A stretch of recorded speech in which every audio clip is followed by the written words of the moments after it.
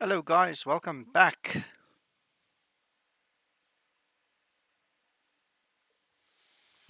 That's perfect, Captain Smoke. Just send a message. Let's see what we can do. No guarantees, but we can always try. So why not? And I'm still busy loading my explain. I've had to restart because of the famous Zibo database update. I've installed new scenery for Madrid Barajas. And see, there was a little bit of an update, so it looks kind of nice. I've also reverted from um, the snow textures to use the auto for XP and things like that. So all good, and in time. And there you go, Paul. I've just pulled you into Discord. Hello, Uncle John. Nice to see you, my friend. Again, I hear you are being spoiled very well where you are, so I'm envious. But on the other hand, I must tell you one thing. I've had the nicest lunch and nicest spoils from my wife as well. I really can't complain.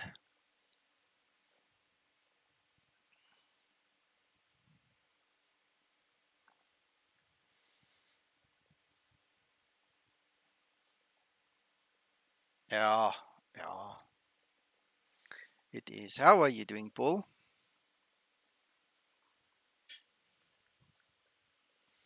Excellent.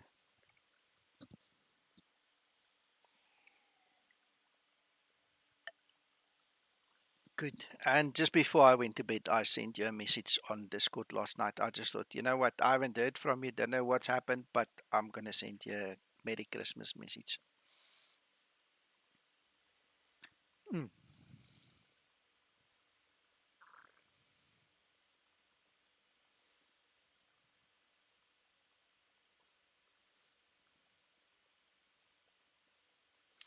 Oh, gee whiz. Ripped off mic. Ouch.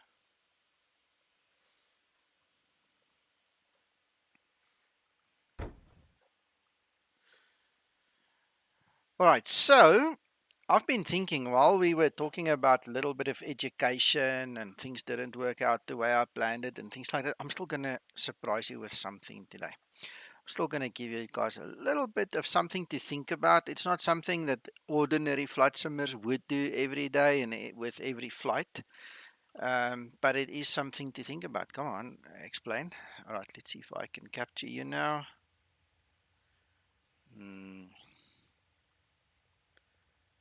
Explain. We just force the scaling again, guys. Sorry about that. To get this scaling proper. There we go. Now the mouse will be where I actually click. All right, so um, both this airport as well as Madrid has got special operating procedures, all right, or standard operating procedures, the SOPs that we talk about, which is something that I say flight simmers don't necessarily think about. But I'm just going to talk to you about it. Feel free to jump in there if you want to add something or ask a question. But basically, let's zoom out. Let's do it properly. All right. So you guys can see there's multiple runways. And I think in most cases when we have multiple runways, apart from the wind, the SOPs becomes an issue. So you need to understand as a real world pilot what the SOPs are, what they do, what they mean. And there's pages and pages and pages of stories. But the only thing that concerns me right now is what runway are we going to use to take off with and what runway are we going to use to land.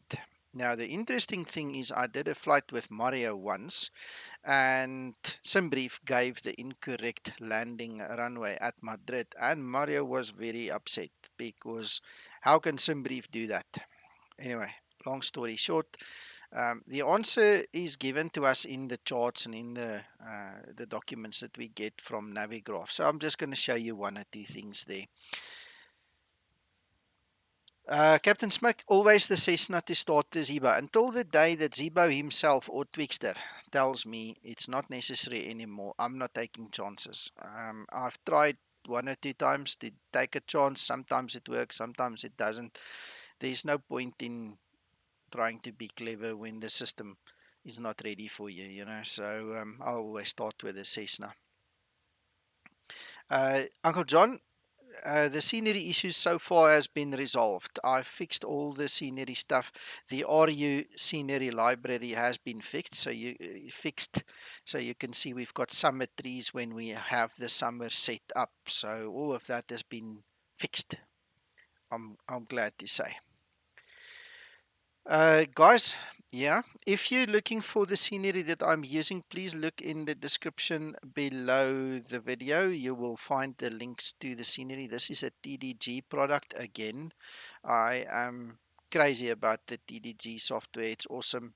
Um, so yeah. The one on the other side is not TDG. Can't remember who made that one, but you'll see if you follow the link. So anyway, all right, coming back, let's start with something and stick to the script.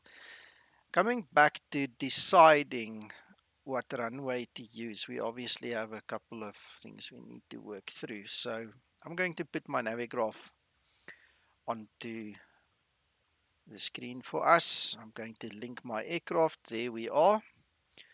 And now we're going to go hunting. So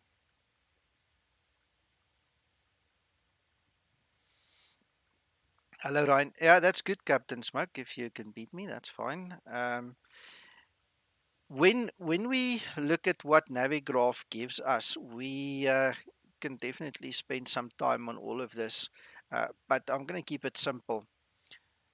On our airport briefing, what we're going to do under the taxi tab, usually it's either under taxi or under reference. You can see there's a lot of documentations you can read through, but what we're looking for is the preferential runway system. All right, so it tells us that we have preferred runways for departure. Now, we're only concerned about departure. So if the wind is less than 10 knots on the tail, they would prefer us to depart from runway 24. And if it's in an easterly configuration, we're going to depart from runway 06 right. In both instances, it will be the right-hand side of the airport. So our next thing that we're going to look at is what is our METAR. So let me just quickly see what I can come up with here. We actually do not have winds. We've got a variable wind at 2 knots. So there is the first qualifying item is if it doesn't exceed 10 knots. So it means our departure is on 24 right. All right, I hope you guys understand that. Now, this I said in the beginning is typical. Flight simmers don't go into all these details, but you do get some guys who want to, and this is the best place to find it. You just go to your taxi tab, find the description. Somewhere in here, it's going to tell you we're fortunate in this one. It tells us just there on page 1, 24 right. All right, so the same now goes, in actual fact, let me leave that there. The same goes for Madrid now on the other side. So I've already done it. I've gone to taxi. I found the airport briefing. And there we have our preferential runway configurations. The question now is which one. So we're going to go to LEMD and we're going to look at the winds. And the winds are telling us exactly the same, 0 winds. All right, so we're going to read from the top down. So our arrivals will be 32 left and 32 right. Captain Smoke, you can share a link as long as it's family friendly, eh? Um, is it really necessary? Is it topic specific? I mean, I don't want to share anything here that's not really topic related, to be quite honest.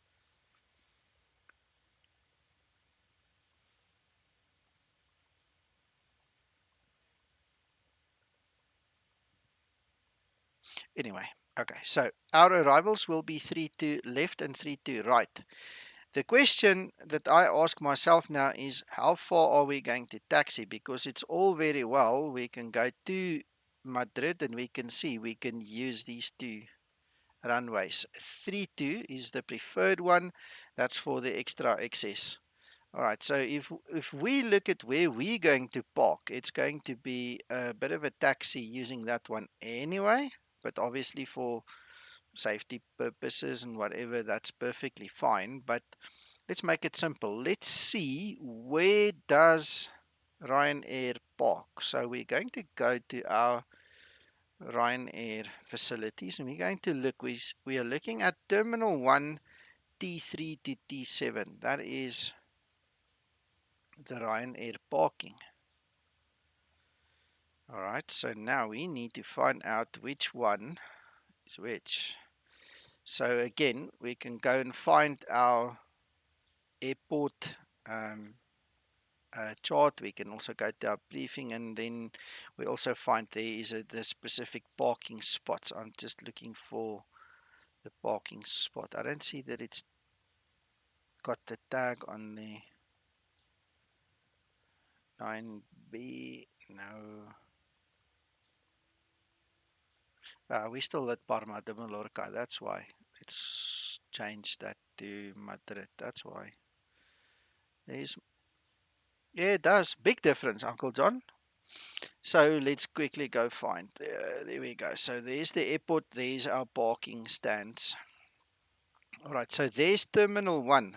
We're fortunate my eyes just caught it. There's Terminal 1. And then we've got T1, 2, 3, 4, 5, 6, and 7. So it's all of these bays. They are rented out to Ryanair. Now, if you look at your airport layout, we are talking Terminal 1 over there, and it's this corner over there.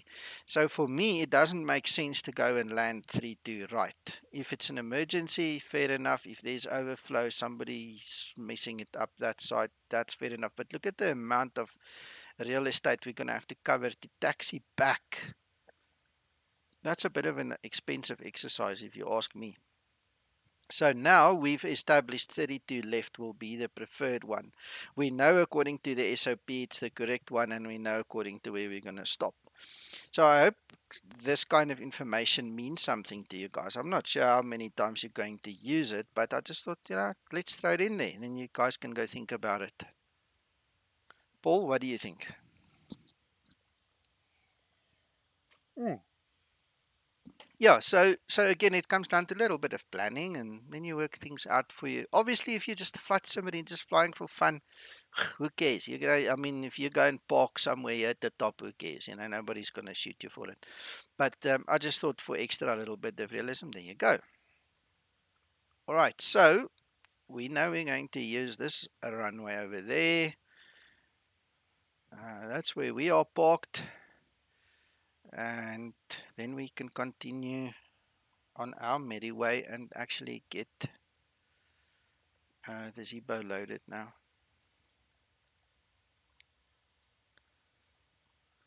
Easier. Oh, we can. Apologies for that. Thank you for bringing that to my attention. Guys on Discord, apparently you were muted. So sorry for that. Yes, now you are unmuted and you may have your say. Uncle John, we're going to show the guys the airport navigator just now as well. Yes.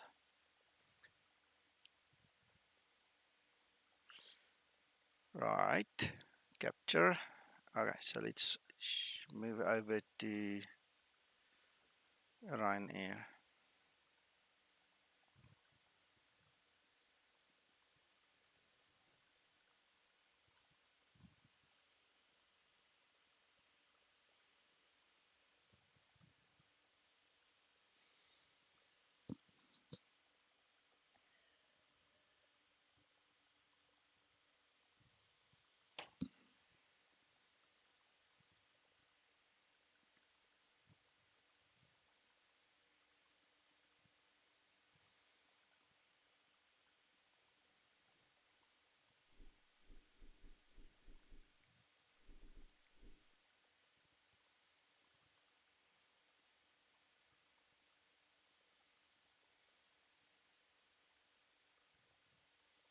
Did you manage to get any streaming done yesterday, Nico? No, no, I took yesterday and the day before off. I did try and stream and then things went haywire, but just here on Discord. And then Uncle John and I said, you know what, it's time to go sleep. Just forget about that effort.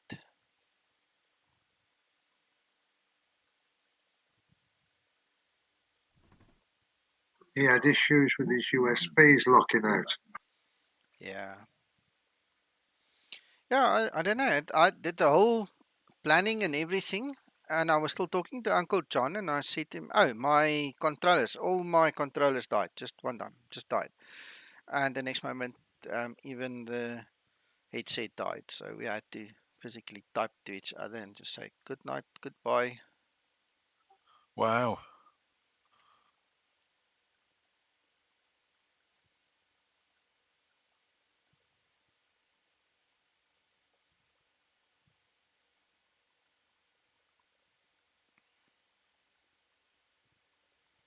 Ach, Finn, look at this guy. Look at this guy. He's sitting there for real. Oh, man. Well, I hope you're enjoying yourself because you're making me so jealous.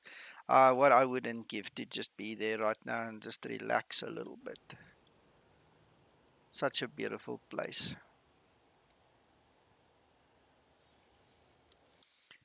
Anyhow, um, right. So we've discussed the basics in terms of runways. Ryanair, that's not gonna happen. Ugh, Ryanair. Ryan, that's not gonna happen.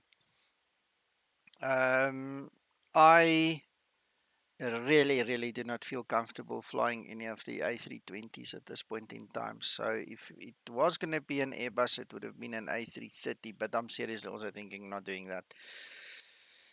All right, so let's get back to business. Let's have a look. See. Where is my PFPX? All right, so this is where I did all my planning, and this is what the basic route looks like. So I just want to check the weather on the route quickly. All right, so that is turbulence. We won't be entering any turbulent areas. That is a jet stream, but that's on flight level 300. So by the time we get there, we're going to be under it. It's not going to do anything to us. And if we look at the winds at flight level 300, we're going to fly a little bit against the wind again, Paul. Uncle John, Yep. you guys will have to help paddle, there from the backside somewhere.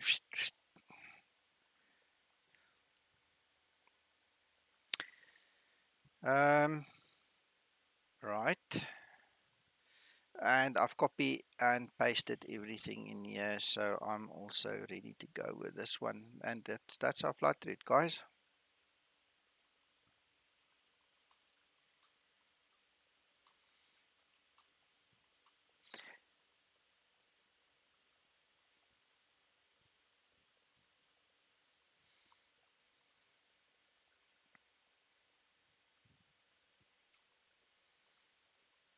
No, we're not going to use better pushback today.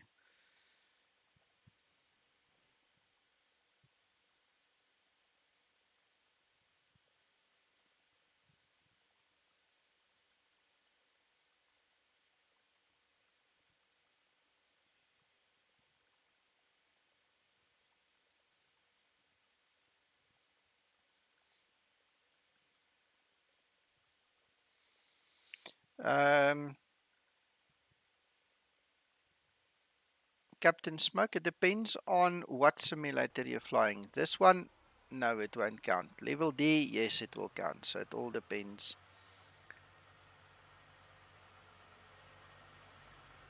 No, there's no new news. And even if I had new news, I can't share it with you guys unless I'm instructed to do so or been given permission to do so.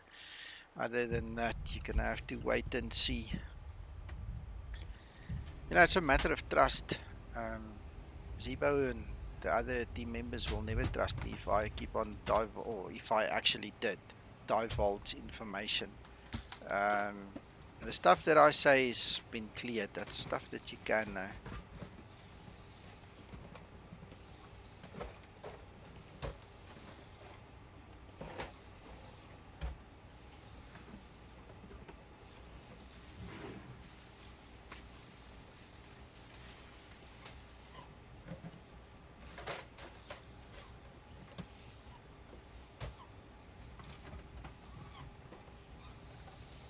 If it's a level D sim, Captain Smoke, if it's the one that you see me fly on the bottom end of my YouTube channel, if you go to the bottom end, you'll see that I was flying the level D.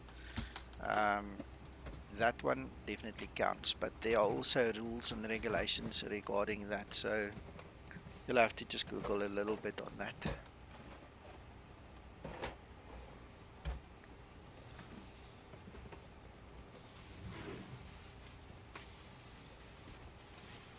I'm just wondering what John's withdrawal symptoms are like at the moment.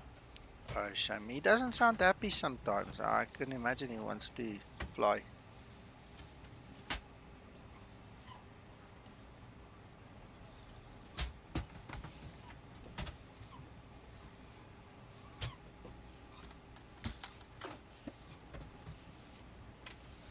Well, Mert, that's a personal thing, unfortunately. I've stopped investing in any guy that doesn't give me a finished product. I'm fed up trying to wait for guys to finish stuff on my expense. Right, let's have a look, see that everything is in order. Ooh, that was very quick.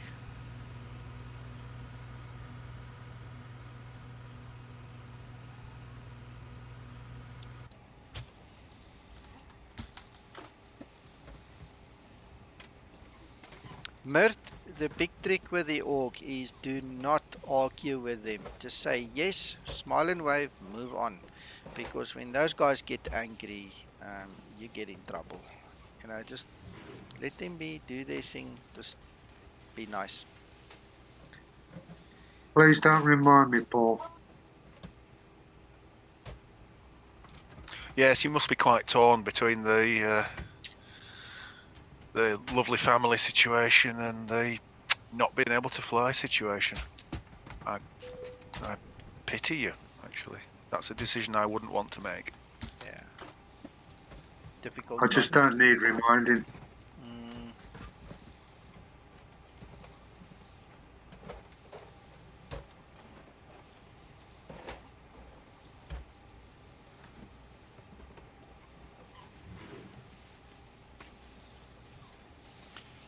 Mert, it's not about having the right to criticize or not. The problem that I've picked up over many years with the guys at the org store and the org forum is for them, they take things very personally sometimes. And unfortunately, I agree with you. People have no endurance. People can't take it. The unfortunate thing is they have power to kick you off the forum. They have the power to kick you off the store, and they can make your life very miserable, which in a lot of cases, unfortunately, is unfair. So I don't fight with them. I keep my nose clean, and I just go my own separate way. You see, you see.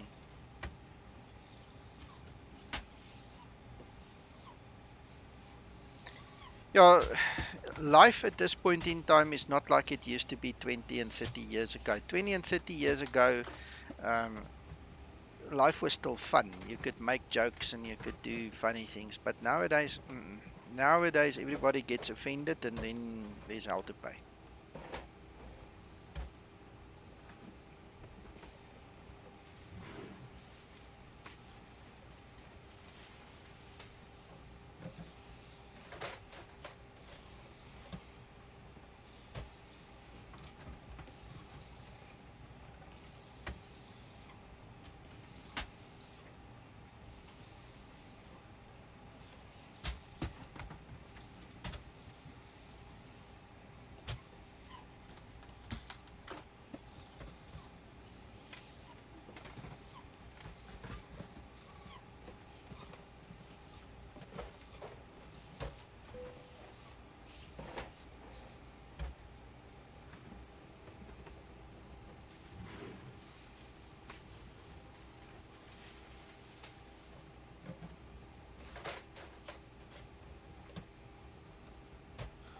Is this a virtual airline flight as well, Nico. Yes, yeah, virtual Ryanair.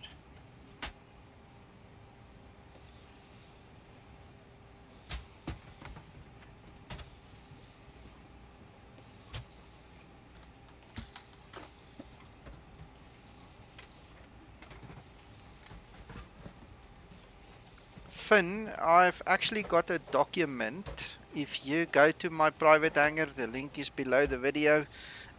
Look for VATSIM. In the VATSIM folder, you should see the Swift installation guide. It's all in there. If you do Xpilot, it's even easier. Yeah, that's true. Just download, install it, fill in the blanks, and get going. It should work fine.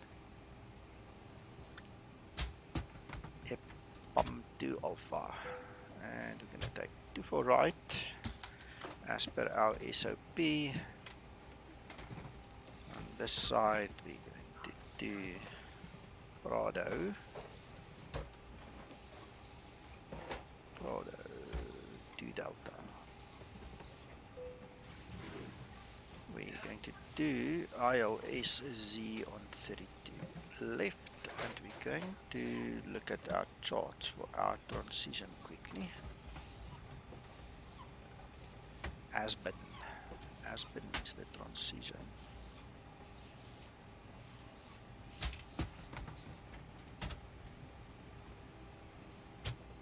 Oh goodness, guys, give me a second.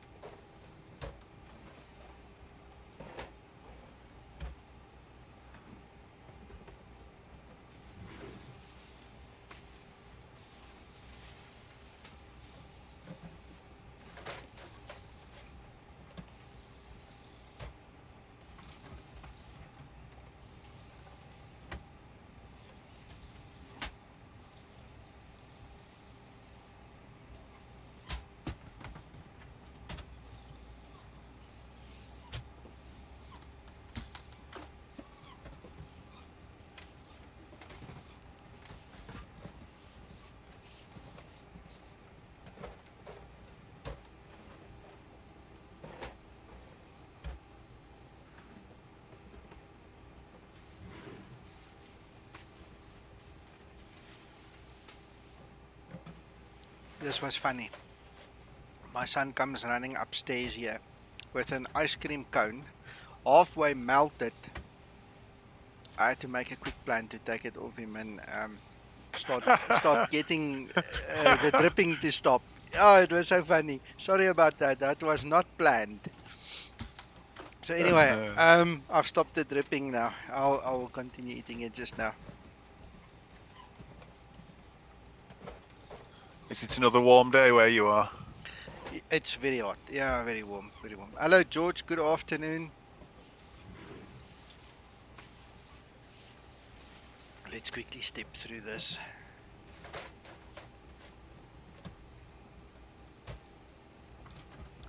Of course, it's still appropriate to say Merry Christmas. If you don't accept me saying Merry Christmas, then I don't want to have you in my friend circle.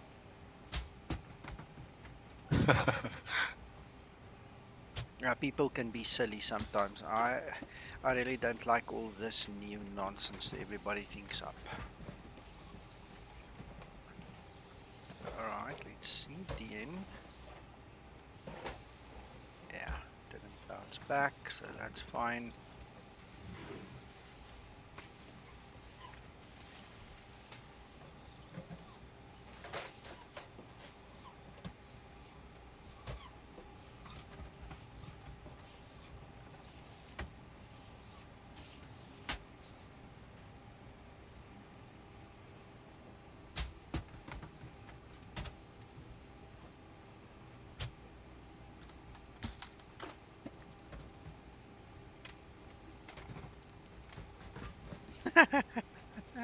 That's actually funny.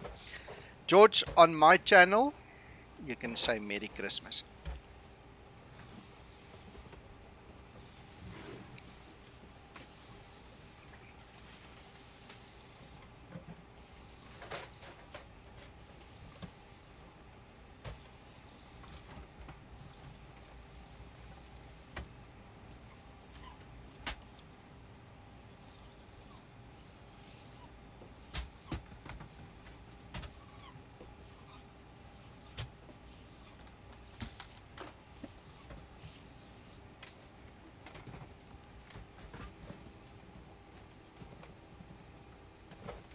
My friend, whenever you want. Whenever you want. I am not funny.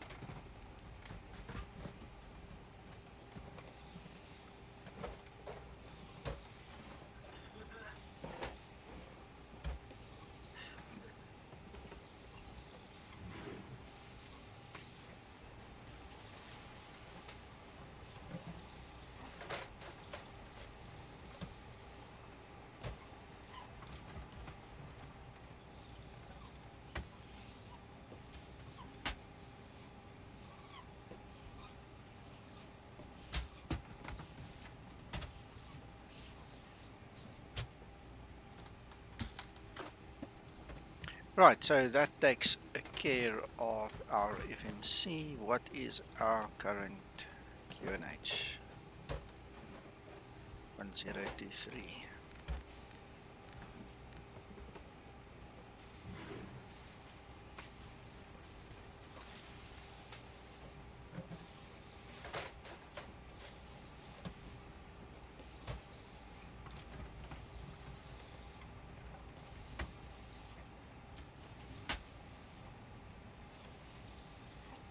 All right, we've done 10 minutes. So I'm just going to quickly mute my mic. I just want to finish this ice cream quickly because the damage is quite significant already. I'll be with you guys just now. I'm picturing the scene.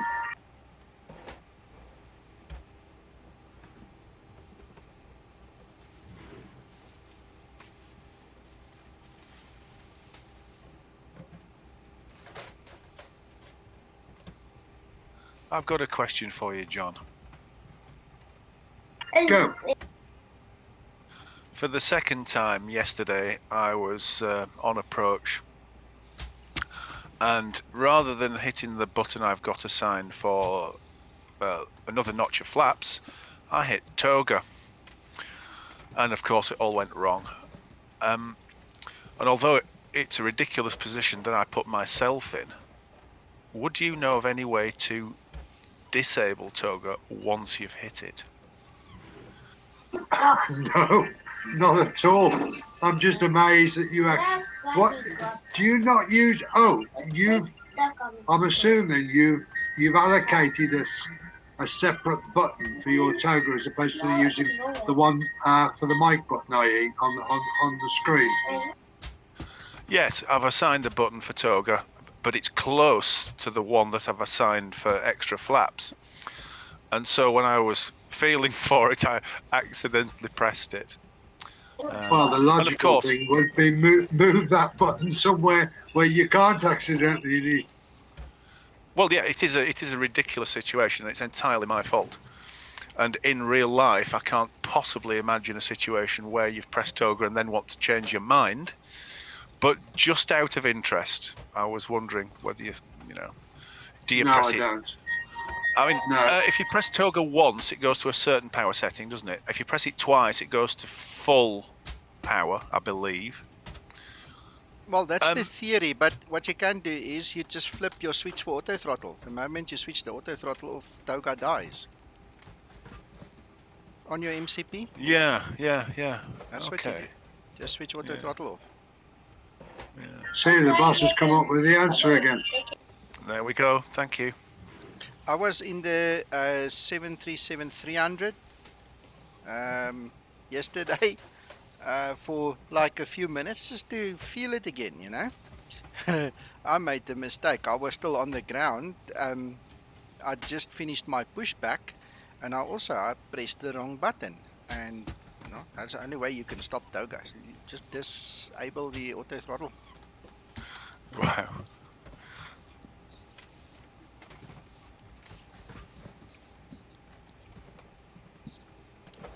Guys, I need to go wash my hands.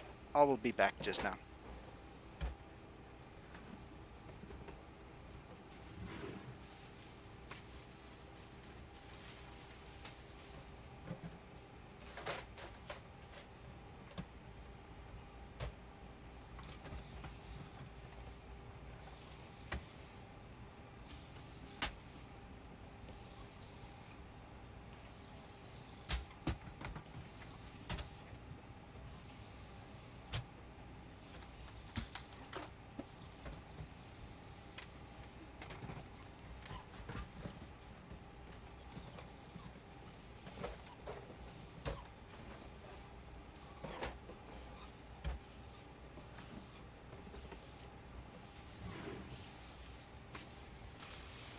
All right, guys, now I am ready to go. Okay, for those of you watching that have not received the message yet or didn't notice when it was published, the problem with our RTO not switching off the light there will be fixed in the next update. All right, so currently the only way to fix it and to get it to work is to switch on hydraulics B, but Zibo said it was a typo. He'll fix it in the next update.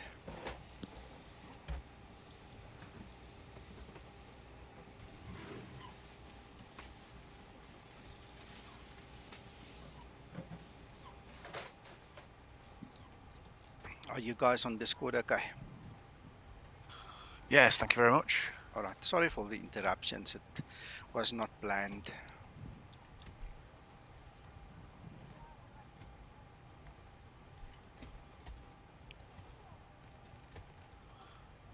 That would be an interesting message to the passengers. Sorry for the delay, passengers. We have a ice cream emergency in the cockpit. It was not planned, but it happened. Can you imagine you have the window open and a bee flies in there and he says hello and he starts chasing you? Or a wasp, you know?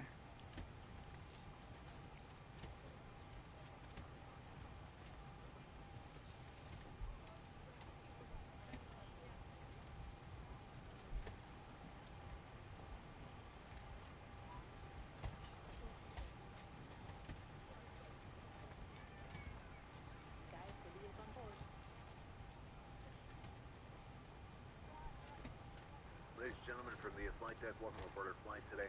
We're wrapping up the final paperwork here to get you on your way momentarily. I want to thank you so much for your company and business. We invite you to sit back, relax, and enjoy the ride. Again, welcome aboard.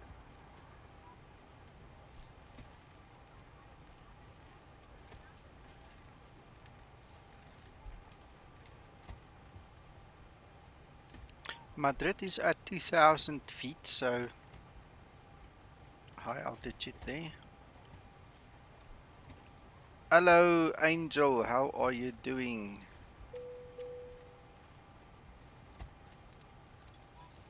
Captain has to have a fasten seatbelt sign with you. ask that all passengers take your seat at this time and please fasten your seatbelt. Just as a reminder, we cannot leave the gate until all carrying items are properly put away, all overhead bins are closed, and all passengers are seated.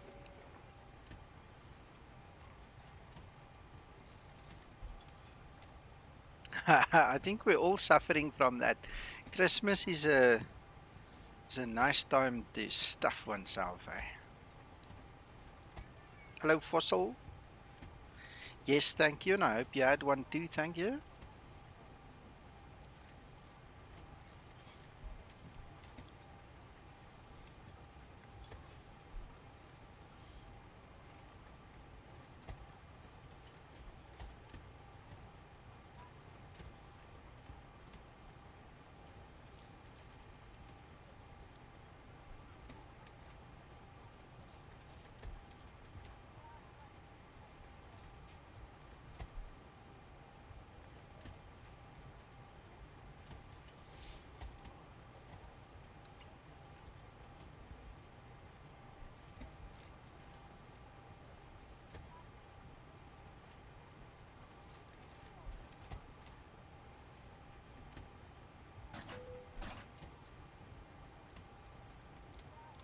See, now that hydraulic B is on, we can switch RTO on, and like I said, that will be fixed now.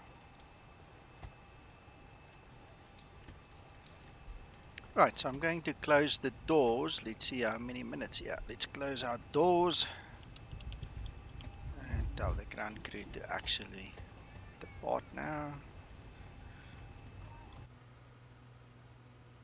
Did you find a fun flight, Angel, or did you not fly at all?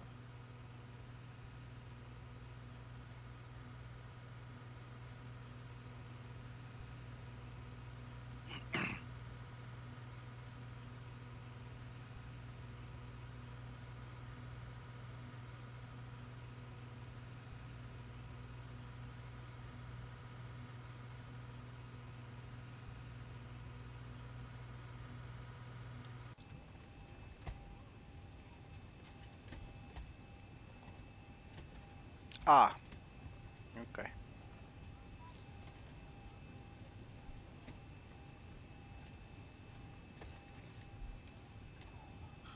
I have a quick question, if I can. Of course. You're flying at flight level 310, yes? Yep. Is Spain one of those countries where it's not even when you're flying to the west? Is it Yeah. a north-south thing? Yeah. It's a north-south thing in Spain, Yes. is it? Yeah. The funny thing is, again, this is just my opinion. I'm under the impression that flying south is unevens and flying north is evens. But Ryanair and PFPX gave me odds flying up now.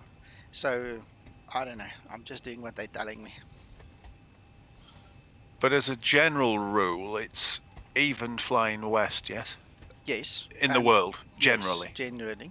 And then in certain countries like Portugal and it's not all of them, but most of them, that's the ICAO starts with an L for Lima. They are the ones using north-south. But whatever. Yeah, I was just checking up on my thinking then. Thank you for that.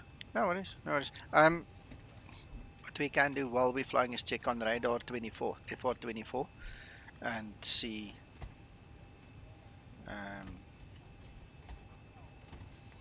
what the guys are actually flying.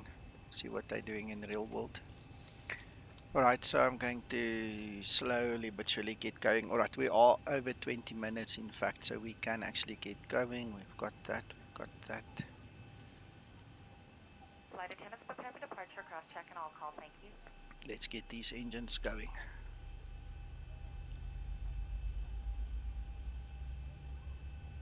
Alright, we've got everyone strapped in. Give us a ring if you need anything.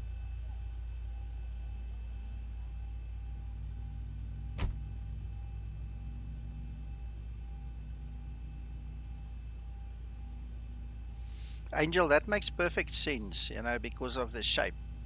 Makes perfect sense.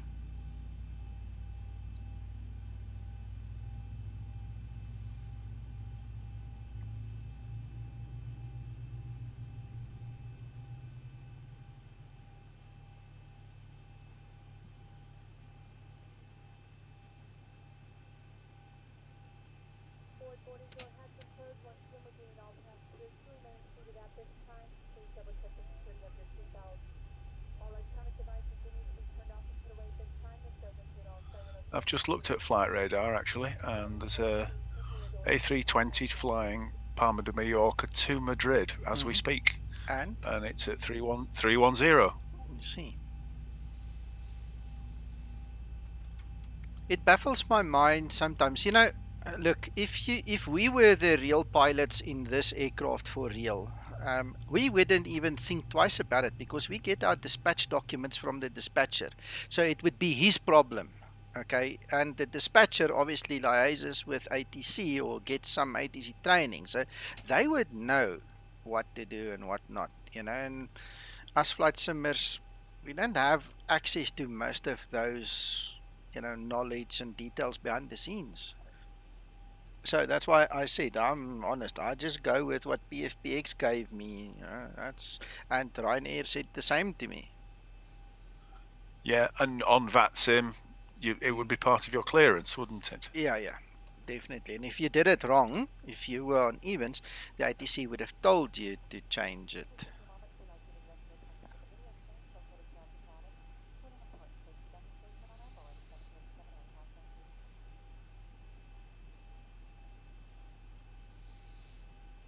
Right. Okay.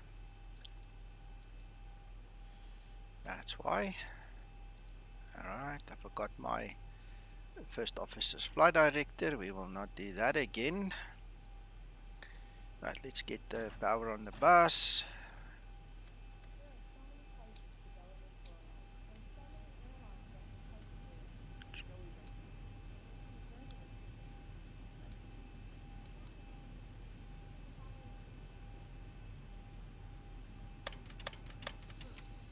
Right, well, somebody's got to tell this guy he needs to move away because we're going to now push him. Oh, and by the way, while I was reading all the documents before the flight, this is one of the airports where they require you to be DARA on auto on the ground. So we're going to humor them and give it to them.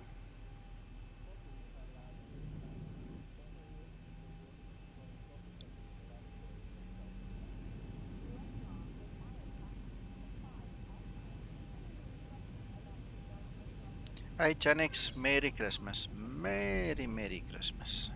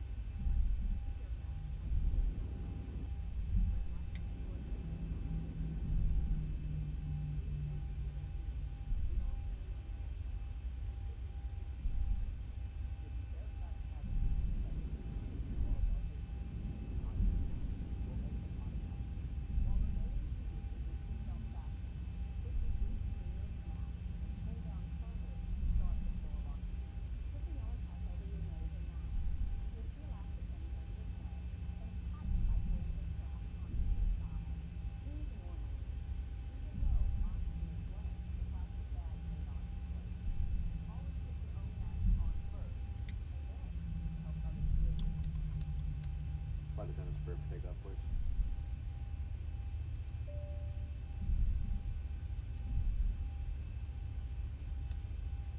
Okay, the cabin is secured. Have a good flight.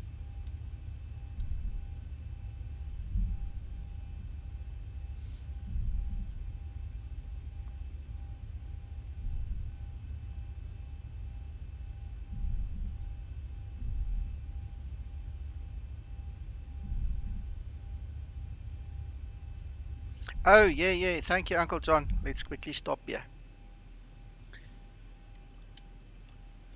Right, I'm not sure how many of you guys know about this little application. This is called Airport Navigator. It's free from the org. I want it on no background. So basically what happens is you can use a couple of key combinations to zoom in and out, and then you can move it around on your screen like this. The basic idea is to help you taxi. All right, so that is you over there, the little arrow, and you'll see yourself drive as you go. And then what you can do is you can enable or disable the actual parking stand numbers or the taxiway detail. Now, not all the airports in Explain, unfortunately, came out in a time when this was supported, because it's a recent thing. I mean, for a very long time, years and years, Explain didn't have the same AFCAD layout structure that FSX had, that we all grew used to. So as you can see, there aren't any taxiway numbers here. But most of the newer generation airports, you will see the guys have started to incorporate ground traffic because of all the traffic add-ons and things that they use. So when we get to Madrid, we'll check this out again, and hopefully by that time we're going to be able to see taxiway numbers. But I mean, at this point in time, at least you can see it's got your stand numbers and things there. So when ATC tells you where to go and so on, it's easy enough to follow them. Thank you. That will be cool.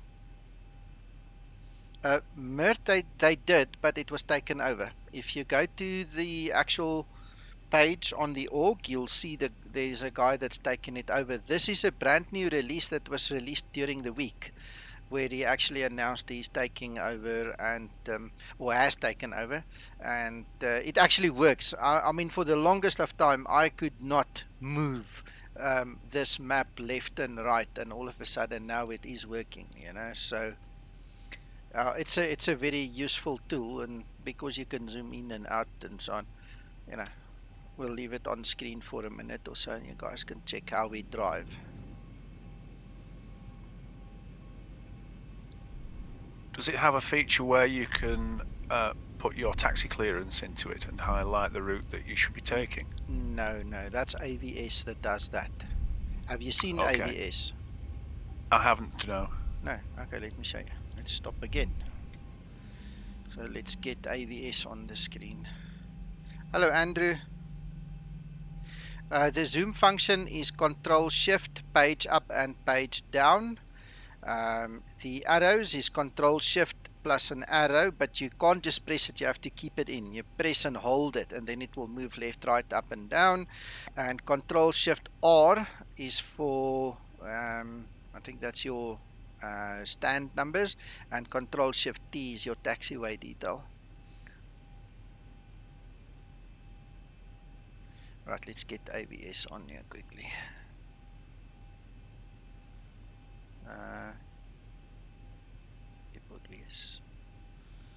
Okay, so this is the flight factor version of the same thing. Alright, but this is payware. Alright, so I can move it around, zoom in and out, and then what happens is I can go to taxiways and I can actually click where I want to go and accept it. Go back to airports, and then what happens is we just follow that magenta line obviously now, so same story.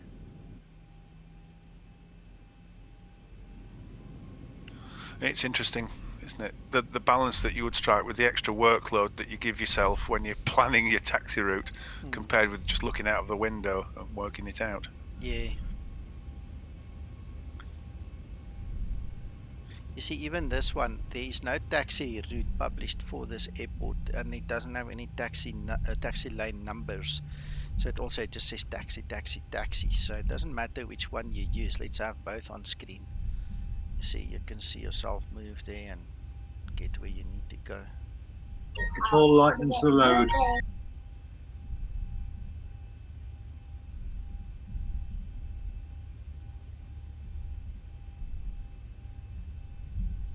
I like the look of the transparent one best, I think.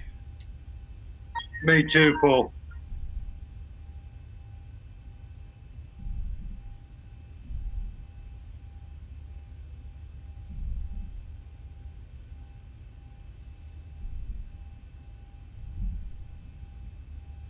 I tell you, for a free little add-on, it's really, really good.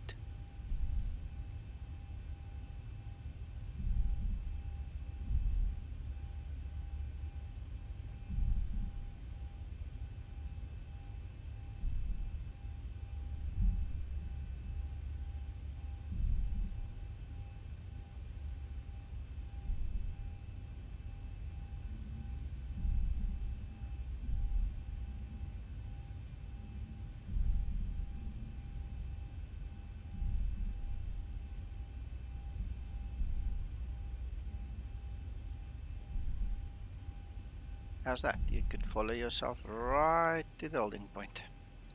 And it shows you where you are on the chart. Yeah.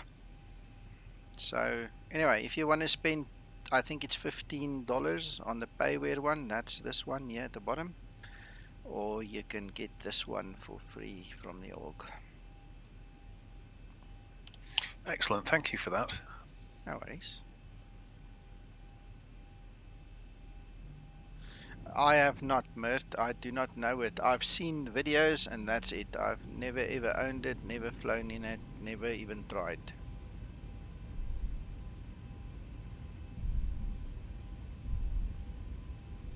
Approaching 2-4 right.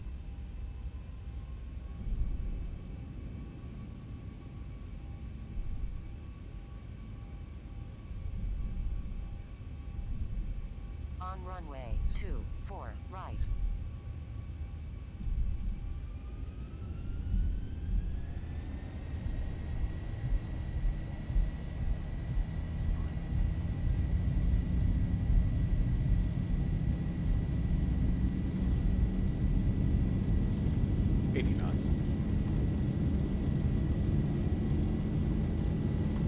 Man, this crosswind's pushing me and pulling and doing all kinds of weird things here.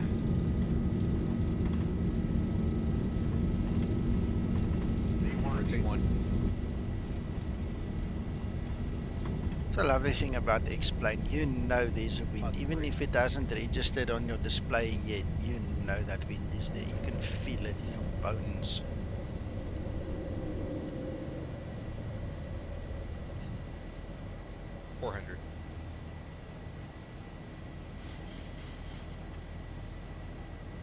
Alright, so I've opted for a cutback derated takeoff, so we're going to do a cutback now.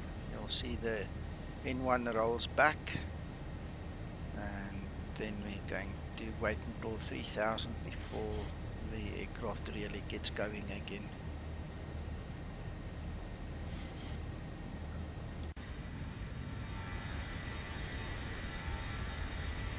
Just having lunch.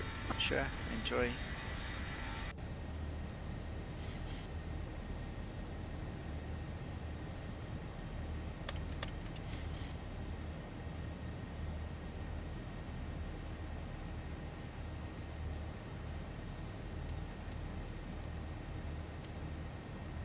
Would help if I remember to do that.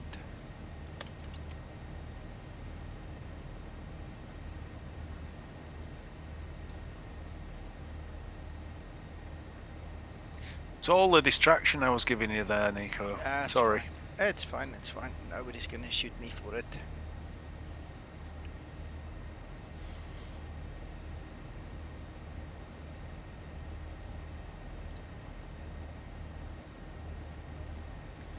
Right, so at 3000 we should get our power back and then we can start really climbing now. Here we go. You can immediately see the difference. What on earth is Alex doing here on Discord? He's very busy, isn't he? Oh, he's giving a whole lesson on Ian approaches.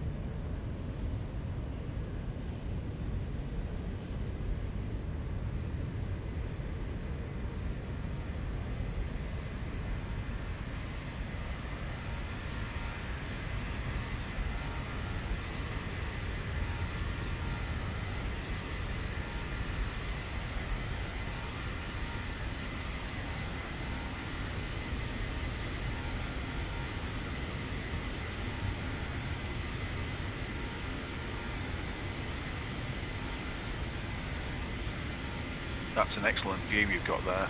Oh yeah. Very nice.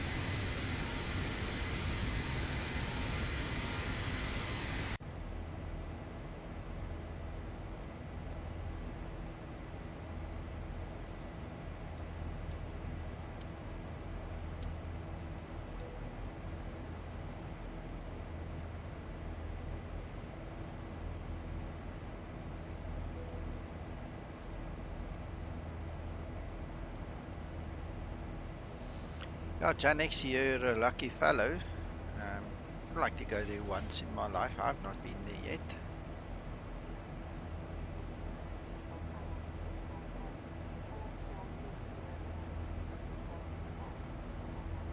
Turbulence. We have an excellent team on board today, and we are all happy to offer you any assistance you may require throughout the flight. Our in-flight entertainment has begun.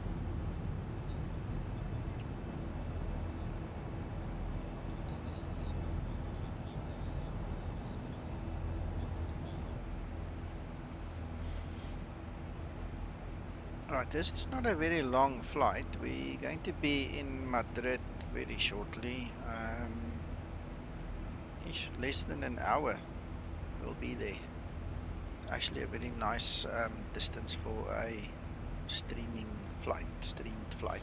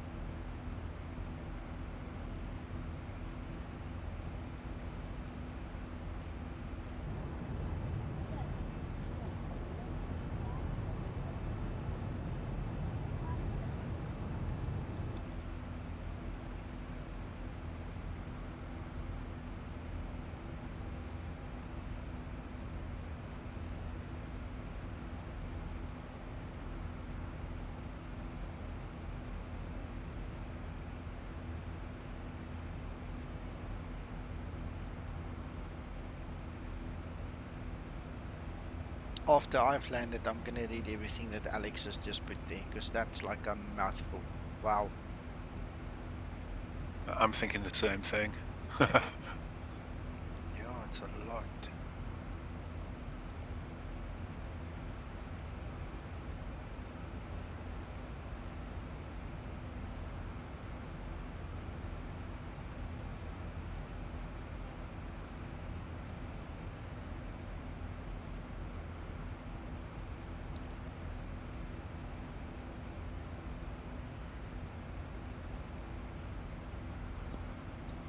Okay, I have a question for you, Paul.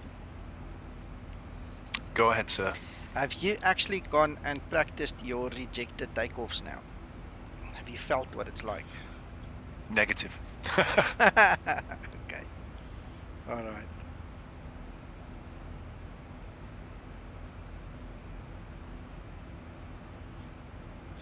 Well, as I mentioned when we were talking about it, what was it, a week ago or something? Maybe 2 Yeah. weeks?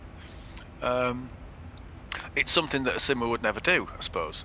You just Ah, want to get up in the air after that yeah. 30, 40 minutes of planning and what have you. Yes. But I suppose you could get a runway incursion on VATSIM or something like that, and then you probably would have to know how to do it. Exactly. Exactly. It was on, I think it was Flight Deck to Sim stream. He gets trolled by this one particular guy, I think, and he spawned at the end of the runway just as he was coming into land. I had to do a go around. So there's the chance that you can either have a fool or somebody malicious doing that to you, I suppose. Well, I didn't see that, but and I don't know the exact situation. But if I fly in Maxim and a guy spawns in front of me, I'm landing straight through him, and I hope at that moment he's in FSX and that he crashes out. Ah, that would be so cool to just. I mean, if I could be a fly on that wall, hear him scream and curse and swear and go crazy in the background because I landed straight through him. Yeah, yeah. I think he was on VATSIM actually, and ATC told him to go around. Yeah, well, that's a So, different so he, story. Yeah. he did as he was told. Yeah.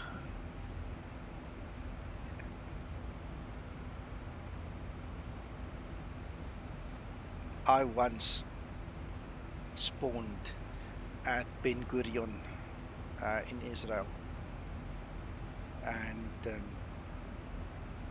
the Unicom radio was very busy. And I didn't pay attention to it because it wasn't time for me to check it or anything. And I mean, 20 minutes later, when I was ready to push, I look at this radio and it was Nico this and Nico that, and Nico, your mother this and your father that, and your dog this and your cat that. And this guy was swearing at me for 20 minutes, like every 10 seconds, he would go off swearing at me. So I scroll back in time. It's like 20 minutes. This guy's just swearing at me the whole time, like a madman. I didn't realize. So I said to him, "Excuse me, what happened? Can you please tell me that I can understand? Why on earth are you so upset?" It turns out that he was in FSX and he had his crash detection on, and I spawned right on top of him. Now I ask you, how must I know he's standing on that gate that very moment? It's not deliberate, you know. So so one of the things he kept on calling me was a noob, newbie, a noob. And I said to Oh, him, "Excuse me, I've got more than 1,000 hours on Watson, more than 1,000 hours on Ivayo. If you want to talk about being a noob, you're the idiot for switching your crash detection on. You're the noob. I mean, noobs do things like that.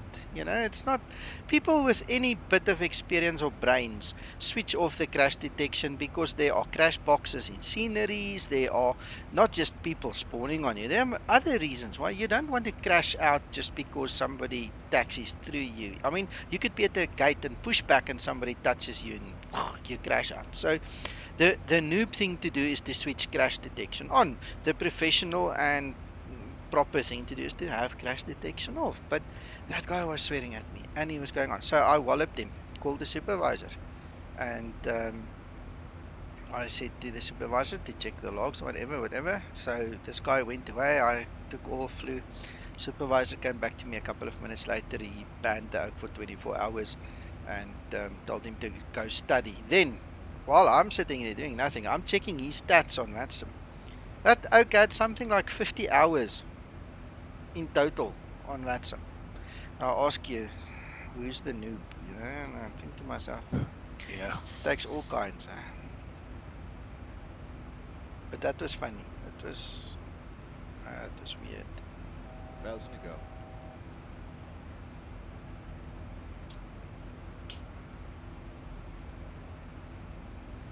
Right, so we're almost at top of climb, 2 nauticals to go.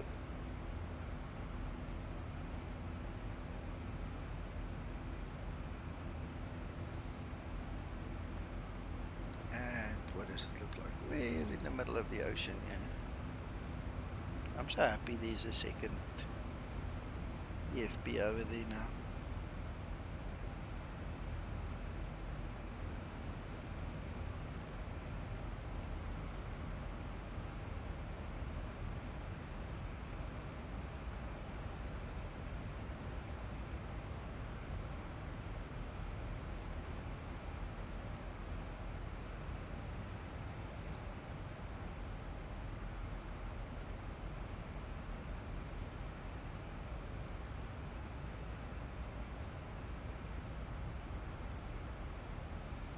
Top of descent isn't far away.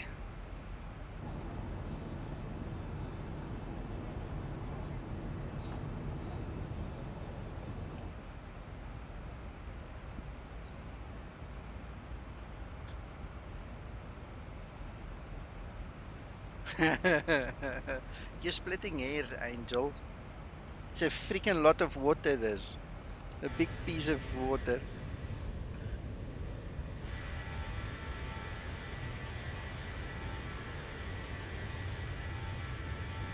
There's a little boat down there.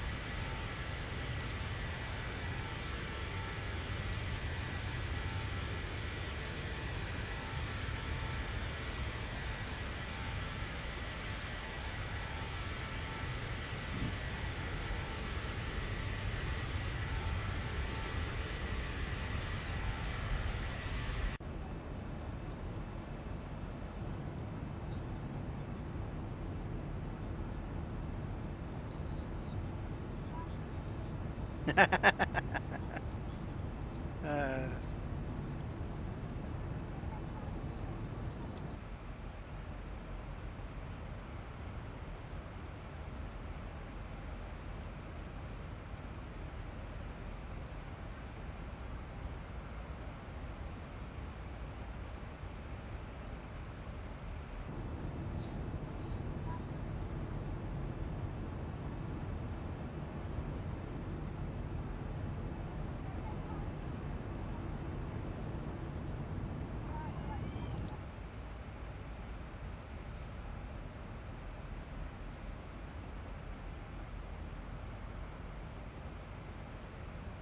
109 nautical miles. Oh, we'll give it another 10 or so and then we'll start preparing to land.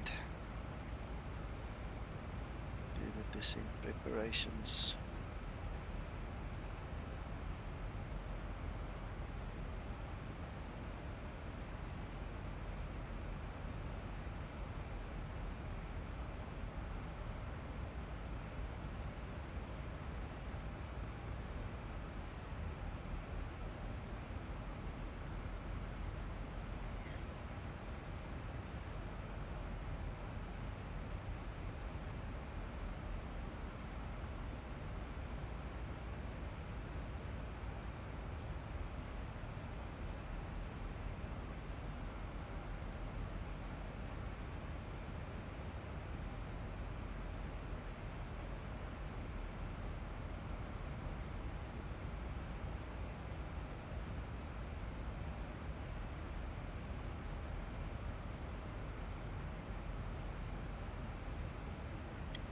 I've got another little question, or perhaps a debate for you.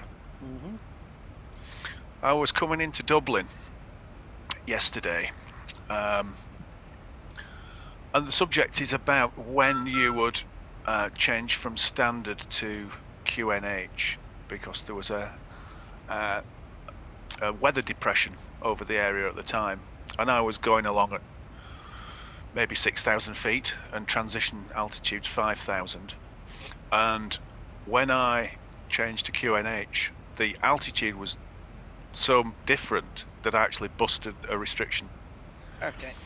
So it felt like maybe I should have engaged QNH earlier in the flight, slightly earlier. Yeah.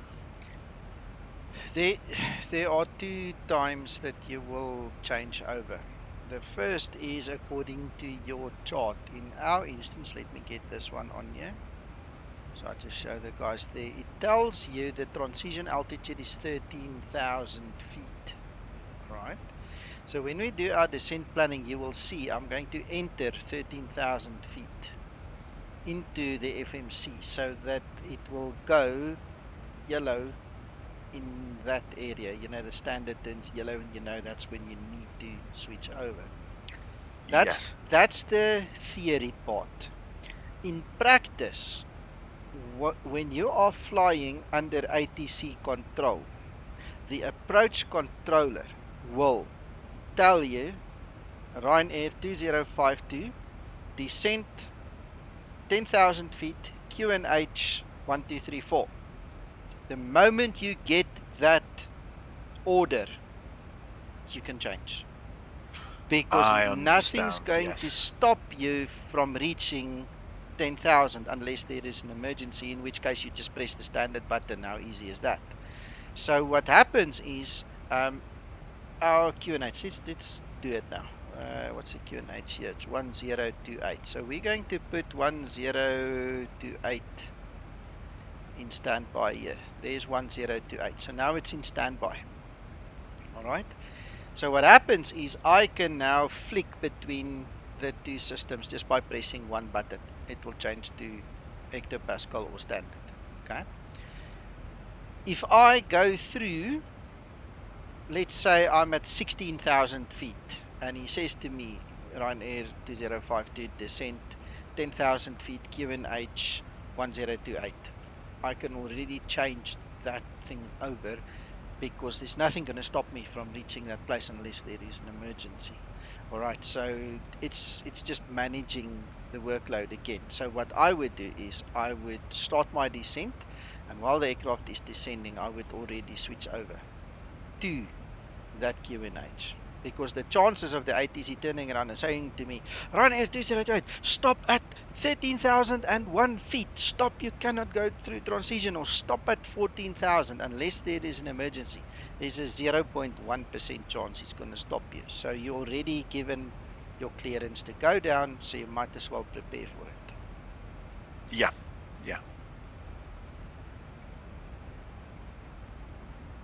I hope that makes sense. Sounds like you enjoy that. Yep, no, that's good. Yeah.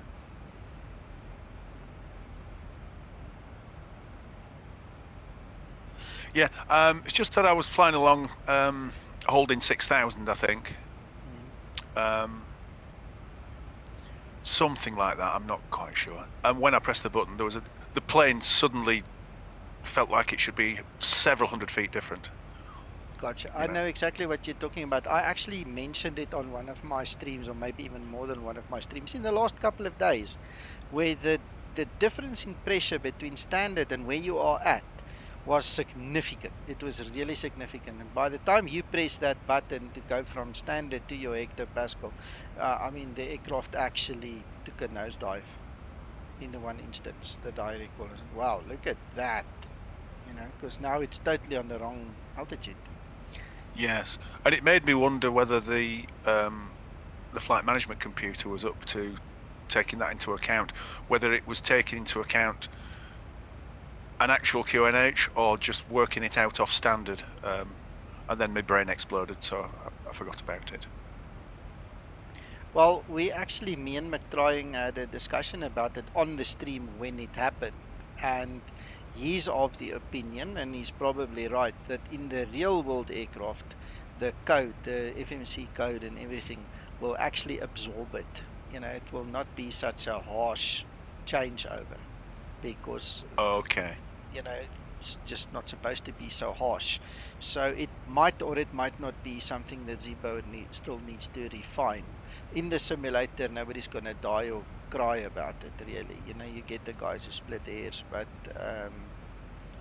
You know, the only way currently to safeguard you against it is to switch over before the time. Anyway, so if I go now and I go to my descent page and I go to forecast, you see there the transition level was 6,000 there where we took off. So now we need to put in flight level 130.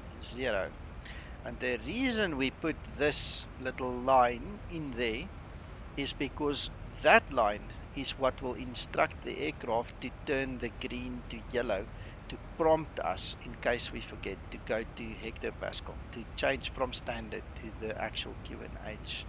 And that's why that little line exists. Right, so that's Excellent. one way of just reminding yourself when the time comes that it's time to switch over. All right.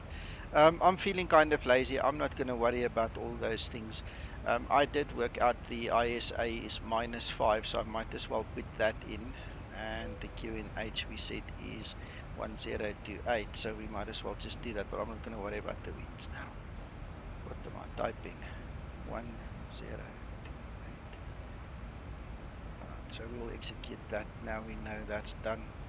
All right. The other thing is minimums. All right, so let's go to our chart. Display capture. All right, so we're going to descend to 4,000 so that we can actually intercept the ILS. And we're going to do an ordinary Cat 1. We're not going to go to all those fancy things. I don't see any weather issues on the other side. So our decision height, by the way, what is our gross weight? Our gross weight is going to be 64.8, I think. Okay. Our landing speed is 148. All right, so that makes us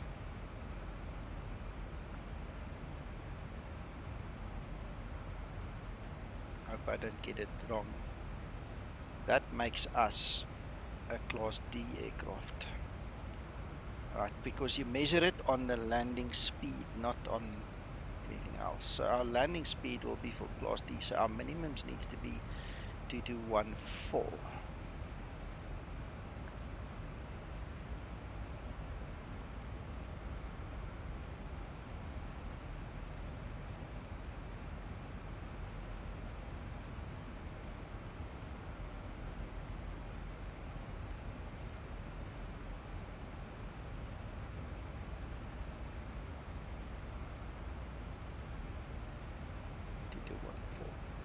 Right, so that takes care of that. For us, we need to go down to 4,000 over here.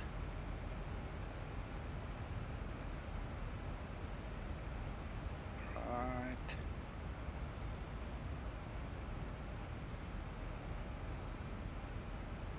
Our course heading is 323 and 1099.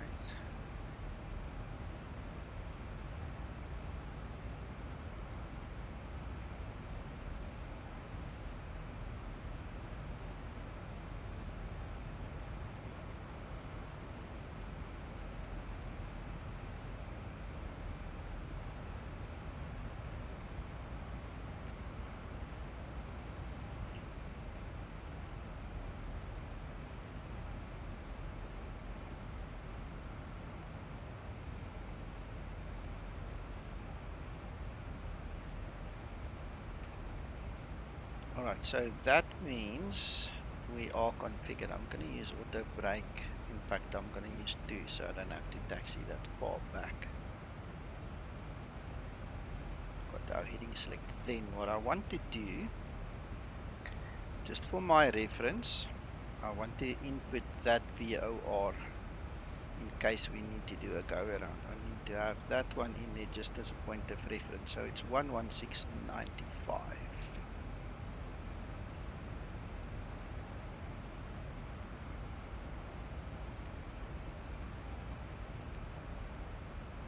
Get it. No.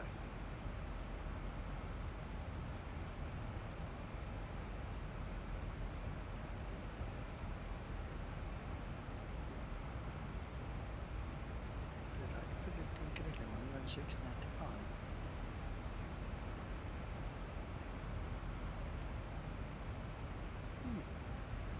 We might be too fast still. We'll check when we get closer.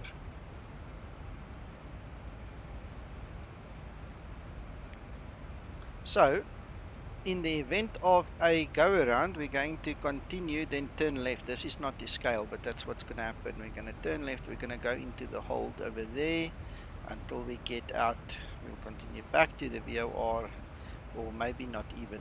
It's a bit far off, but it's going to give us a good indication where to go to, and then we'll just intercept the ILS again. Always, Angel, always.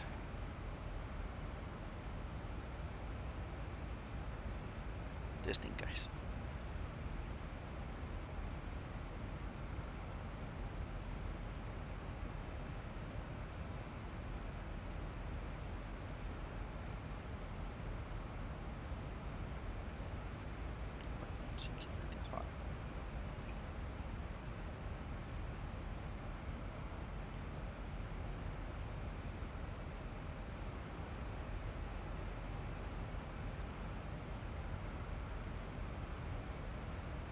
Angel, I can probably use my eyes, but I am unfamiliar with this area, so you know I might get lost.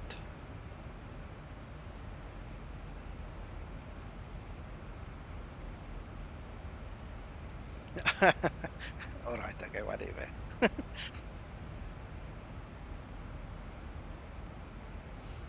I don't want to use SS Reyes because I will still be on the FMC.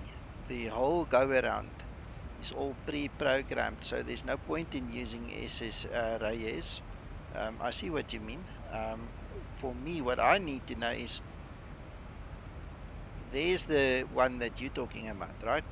I don't care about that one. I want to know once I've done this, how to get back onto the ILS. So my mind says I need a point of reference over there. So I'll have to track that VOR and then turn back on the localizer.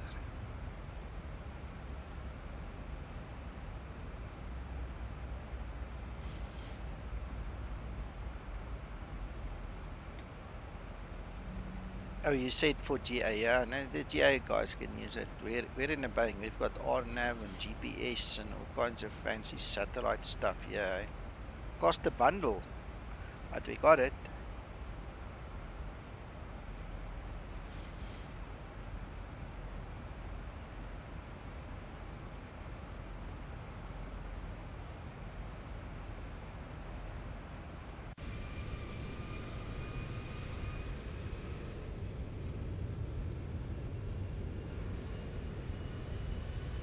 Looks like a very beautiful area.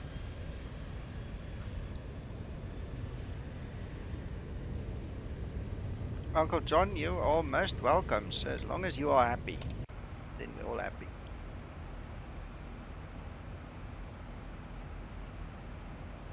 I'm happy. All right. Well, it sounds like you're having a party there in that background. We won't ask about the elf. We'll keep that between us.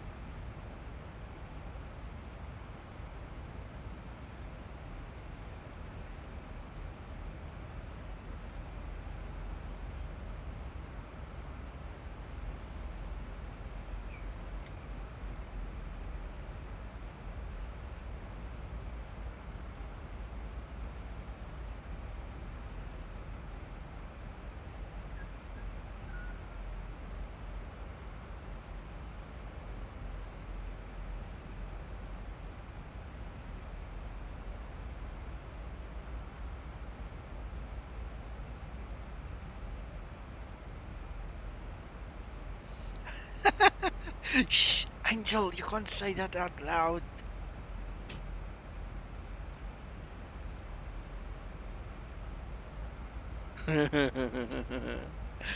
Angel, he brought the batteries. The toy was optional.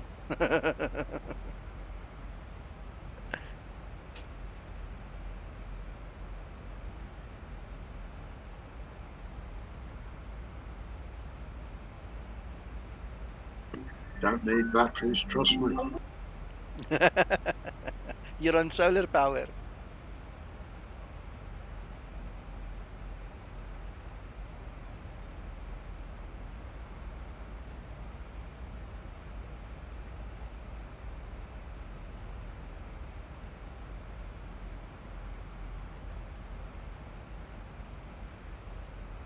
He's envious.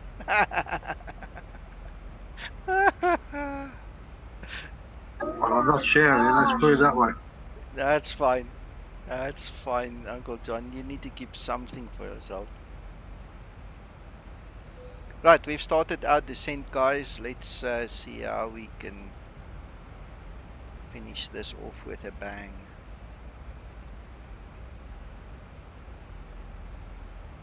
I've got another little question for you, if that's Shoot. okay. Yeah. I'm so used to tuning the ILS frequency to both nav radios. Is that necessary? Not for an ordinary Depend. ILS, no. Yeah. Because you tune the VOR in there, Mm. and can you have an ILS and a VOR on the same side? Because doesn't the button No. select one as active? Does it ignore the other? It does ignore the other. So what I was trying to do was establish if I could see it. As you can see, I can see it, all right? So Papa Delta Tango is available if I need it. So now what I do is I go to ILS because we are going to do an ILS approach, all right? So your way of thinking is in the correct direction. All right. So the VOR is visible and displayed. Yeah, so I took it on standby now and I made the ILS active so that we can actually do the ILS landing. Okay. But with a Cat 1 ILS, Only one presumably you side. could use the other radio for VOR and use Yes. VOR 2. Yes, you can. Cool. Thank you.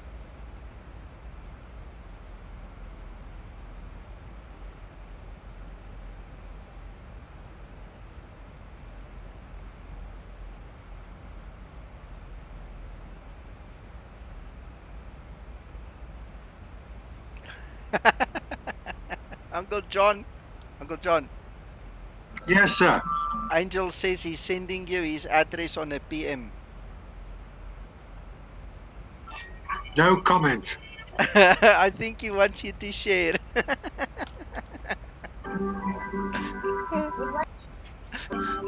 Well, he'll be very disappointed. Shame. Ah.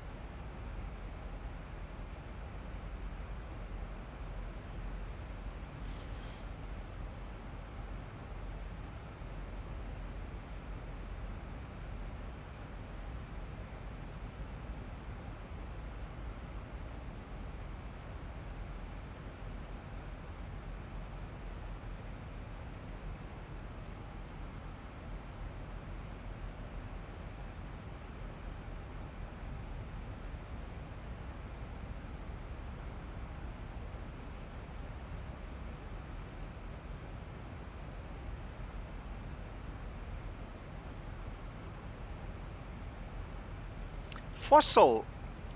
We had a nice chat about that just before we actually took off. That was part of our briefing. So I'm going to quickly bring everything on screen again, and then I'll show you.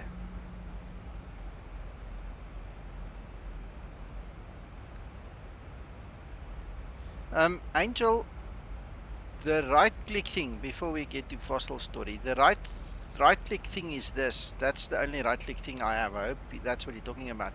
I use my middle mouse button for smooth panning, especially with X camera, right? So when I use the middle mouse button, it's perfect. I've learned not to use the right hand click. All right, okay, so let's quickly start. In actual fact, this is where we want to be. So Fossil, I hope you're paying attention, buddy. This is how it works. So what you do is you go and read. So you find the airport briefing and you find the preferential runway configuration. So it tells you between 7 a.m. and 2300 local time. Your preferential runways for arrivals is 32 left and 32 right. All right. It also says that your non-preferential ones would have been 18 left and 18 right. So when we go and we look at the situation over here, you will see that's 18 over there. So the wind has to come quite strong from this side. Otherwise, these two, 32, they are the predominant ones, and of them 32 left. This is your main runway at Barajas. So the next thing that you're going to look at is where do you park. Now we've already looked at it. Terminal 1, right from that parking spot up until number 7, about there, everything there is rented to Ryanair.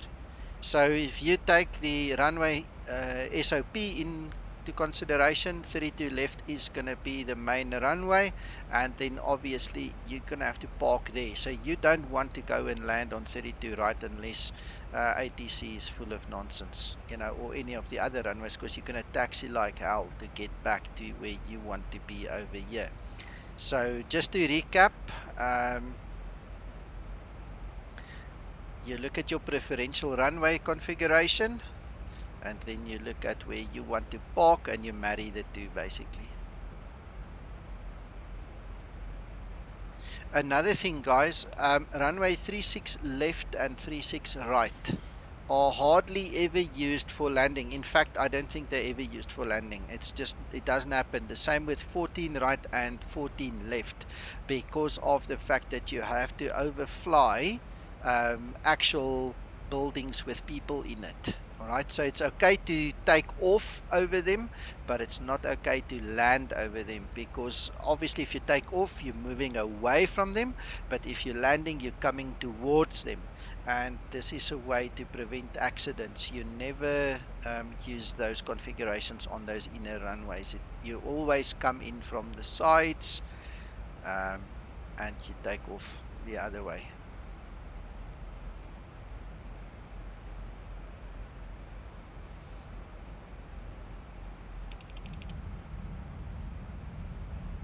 Yeah, it must be amazing. Well, the wind speed is calm. Anything 5 knots and below is wind's calm, Fossil, and that means it's just as good as there is no wind, so you can choose.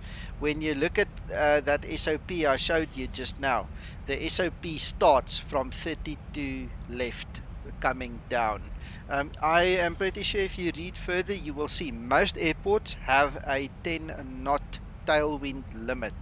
So your main runway is always dictated by SOP first, then by tailwind, and then you move down the hierarchy to get to where you want to be. So according to the SOP, we are 100% correct where we should be.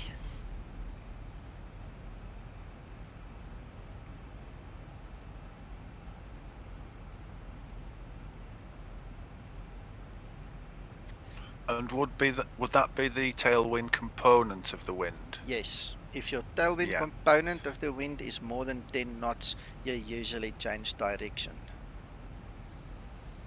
Okay. So you'd have to calculate that. Yeah. You see, in the real world, your ATC will tell you, once you're on your descent or before takeoff, you will already know. It's Okay. not a secret. The guys don't hide it from you.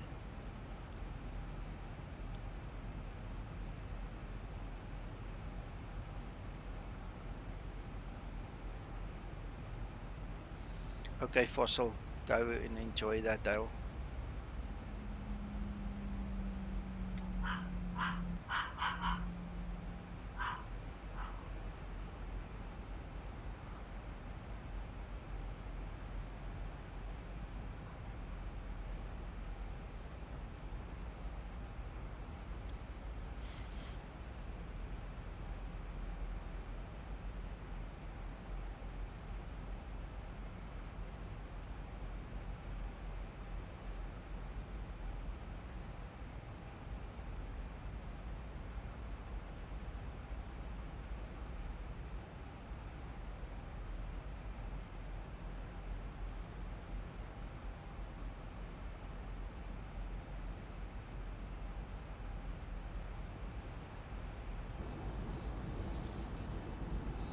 Ah, this is a beautiful area. Wow.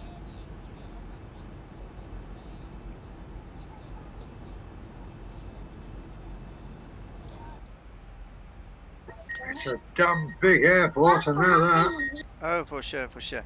Guys, and if you've noticed, we've just gone through 13,000, so there it's gone yellow, orangey on us. So all we do now is we just go to standard. There's a bit of a significant change, so the aircraft will obviously just descend nose down now to just go grab it.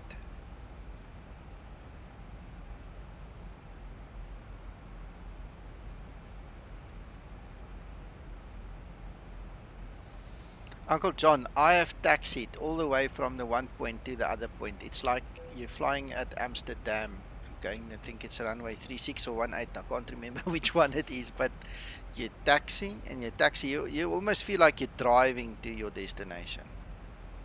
Nico, it's got an underground railway system to take you to the 4 terminals. Okay, Schiphol's pretty huge as well, isn't it? exactly. Amsterdam is freaking over the top big. I'll let you know in February.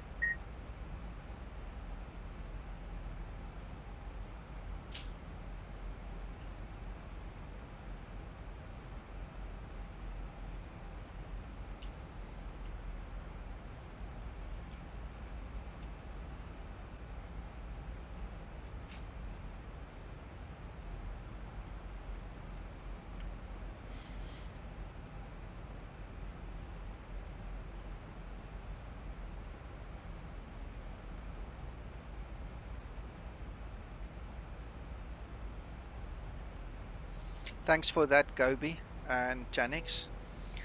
Yeah, the thing is, and this is what I said at the beginning of the stream, flight simmers don't necessarily always sim to this level of realism. They don't go and read these SOPs and, get into the thick of it with specifics, like we are doing. Yeah, I just thought while I'm doing this stream and I promised a little bit of education, we might just discuss it, and that's where the whole story then came from. But if you really spend time and you do your flight planning properly, you will be amazed what you miss as an ordinary flight simmer, that the real world guys would actually have to take into account.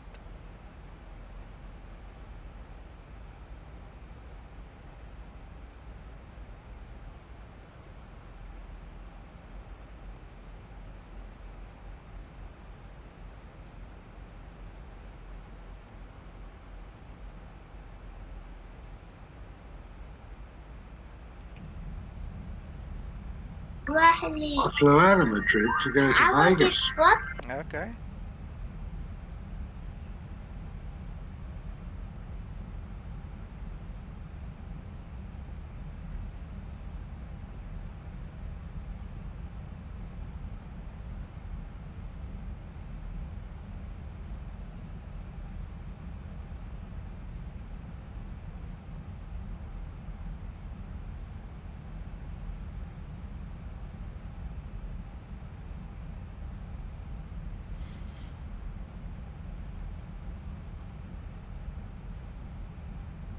You got some air brakes out there just to slow you down a little bit? I do.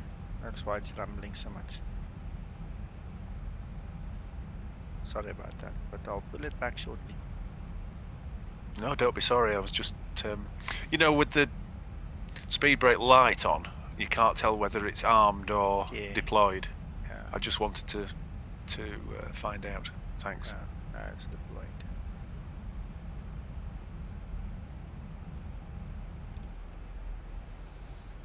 Retracted.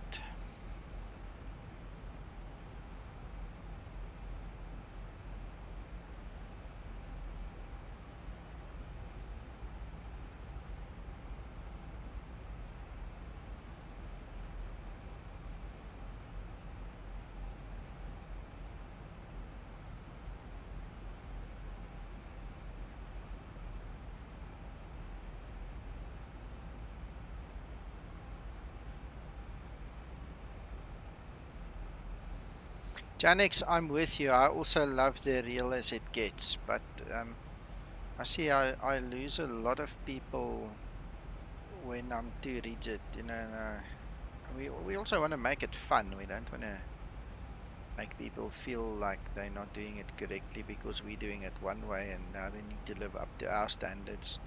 So we're trying to accommodate everybody, in other words. Right, approach light goes on.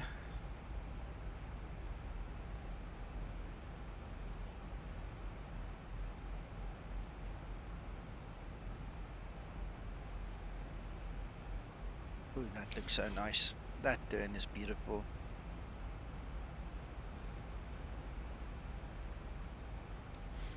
Thousand to go.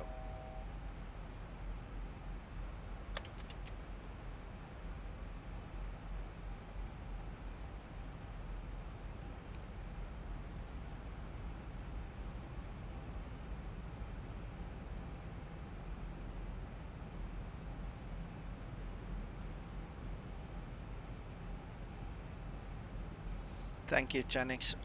Angel, yeah, I see. If you didn't have any preparation done or something in mind, you would have been stuck.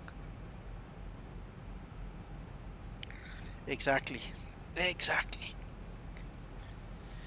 I don't think the flight simmers that really go to the extreme, you know, realize the workload they put on themselves as a single pilot. It's actually crazy. You know, in the real world, like we said, there are two guys handling it. We're doing the job of two people.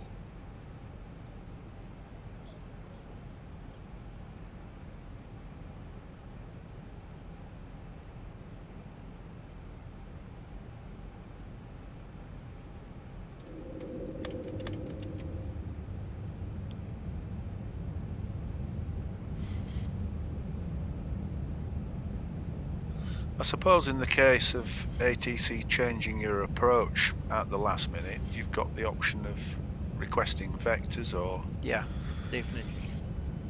Or, you know, just say unable at the moment. Give me a few minutes, I suppose. Yeah. No, they'll give you vectors.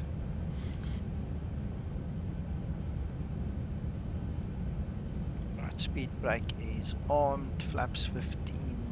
We have auto brake on 2. Gear is down. Lights. Good to go. Beautiful area. Beautiful.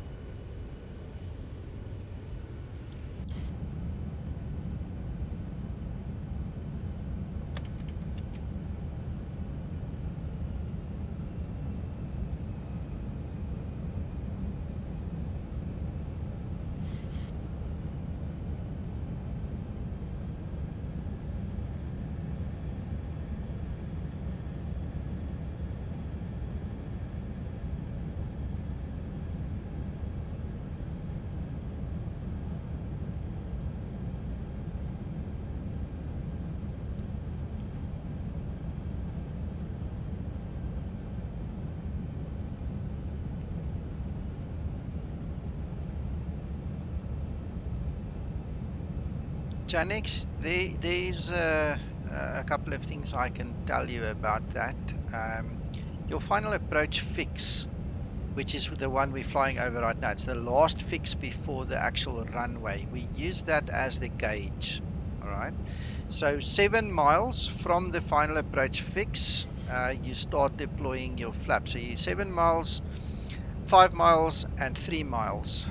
At 5 miles, it's flaps 15 gear down, or gear down flaps 15 actually is the correct order. But it's something that I'll have to write out for you properly or send you somewhere to check up on it. That's the theory. In principle, basically you just need to be fully configured, gear down, flaps in landing configuration before you hit your final approach fix. That's the theory. In the real world, sometimes things happen and you can't do it, so you can't do it. Just want to see my go around altitude. 5,000. 1,000 feet, stabilized, Mr. Perch, altitude set.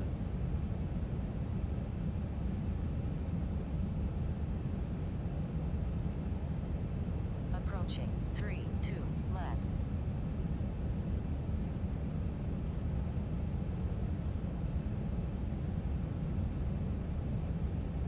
It's true, Angel, the guys are not familiar with RNAV. They've never really been trained. Some guys figure it out for themselves, but most guys actually, they don't know any better, unfortunately.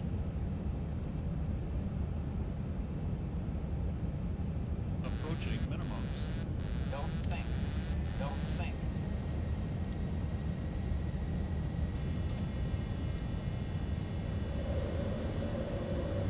Right, so we're going around.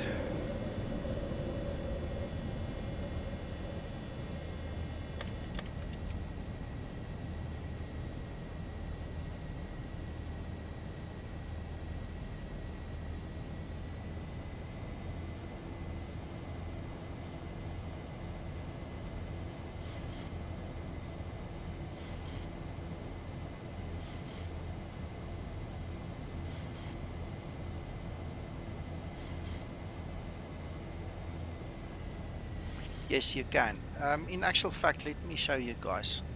So while the aircraft is doing this go around maneuver, let's go to the fix page. And our final approach fix. What's the correct name of this thing? MAA. Is that what it would call itself? 1,000 to go.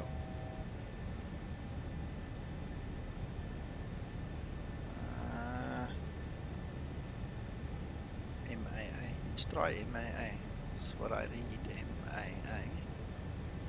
So we're going to put 7, 5, and 3. And go back. Alright, so there you can see we've got the green rings now. So what we're going to do is just go level here, then we're going to retract our flaps a little bit more and bug up a little bit. Go to flaps 5, go to 180. Alright, so just for your information, what I did was to initiate the go around was just before I hit minimum decision height. I pressed toga. Toga then kicked off the autopilot basically. Had us take over. It's taken off the LNAV again. Very interesting. Don't know when that happened. It obviously then allowed me, Paul, to do that same type of takeoff where you switch on LNAV, then put on Command A. That puts you in the level change mode, so you can control the speed yourself. But it wasn't supposed to lose the LNAV. I don't know why it did. Because what basically needs to happen is the aircraft then needs to follow the go around procedure now. And we need to obviously then have ample time enough to go to gear up first of all, then flaps 15, and now I'm going to flaps 5 just to get a bit of speed. I don't want to hang around all day.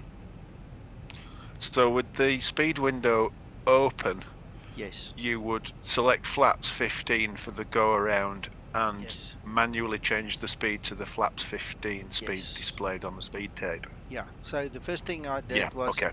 LNAV on, command A on, the speed window opens, I then adjust the speed. Then, sorry, the first thing I would have done was to lift the gears. Then I go through that process. So first gear up, then LNAV, command A, select my speed, and as the speed increases and such, to match, I then lift my flaps to go to 15, and then I eventually lifted it to go to 5 now.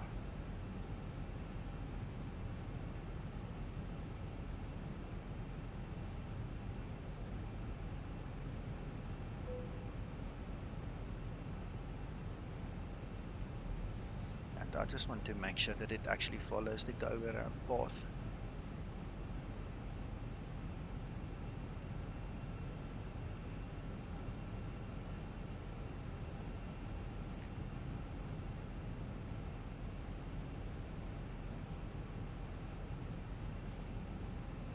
And the go around, does it end in a hold, awaiting Yes. instructions? Yes. Okay. Wat's het, Rijn? Ja.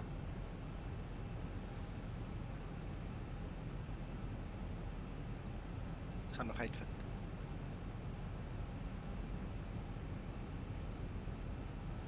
So that's my radial that I'm setting from the hold point, where we will break free from later on.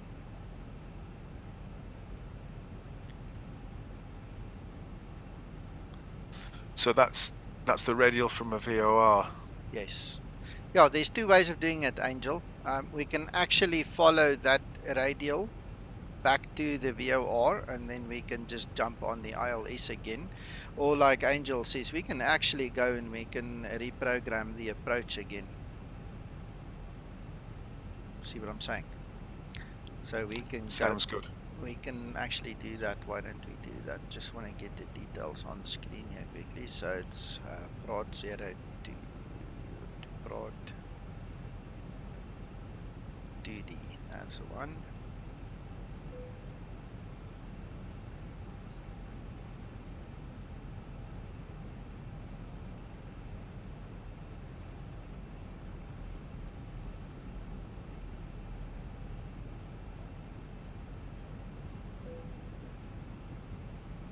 Using reserve fuel, yes, we know that. Alright, so we've got the VOR that can assist us to get back to where we want to be, and we've just reprogrammed the approach. Alright, so either or, we're going to get back to where we need to be, and then we're going to turn and land the aircraft again. It's that silly black cat that ran over the runway. You guys just didn't see it.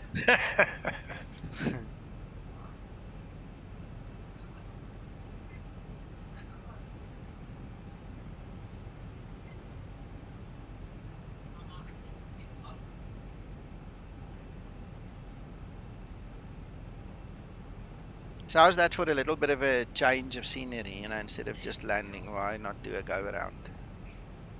No, that's excellent, and I'm going to practice one or two of those.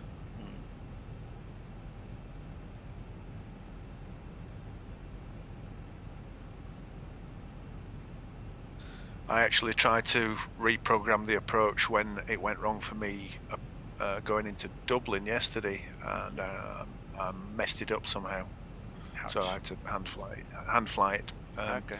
So I wasn't very happy that I couldn't reprogram it. So I'm going to practice that. Okay.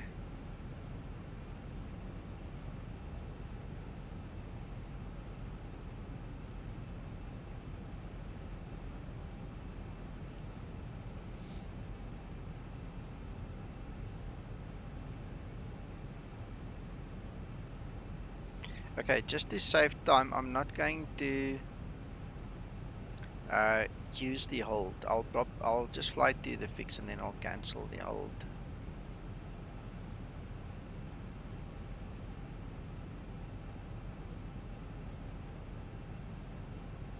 Doesn't actually look like the hold is effective yet, so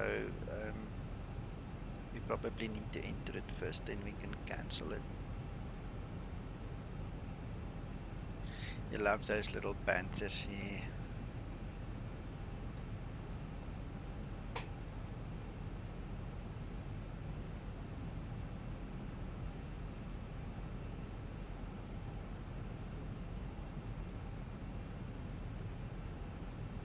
Well, the hold is definitely there, so we'll cancel it the moment it gives us a chance. Otherwise, we're just going to go to PDT. That's our VOR. We might just cut a bit of a corner. We'll see.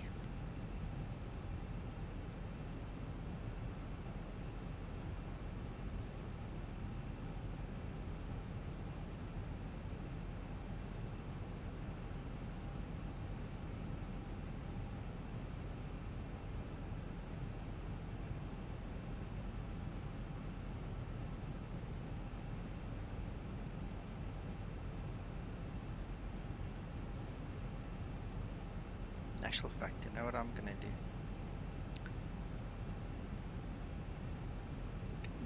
Go to heading select.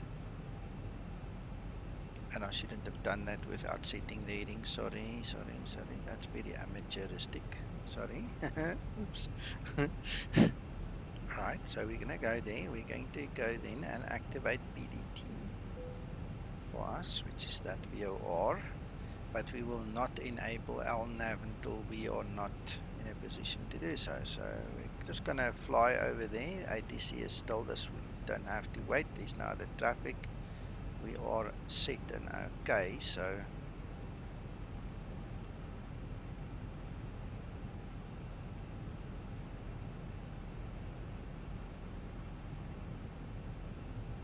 there we are on the map as well.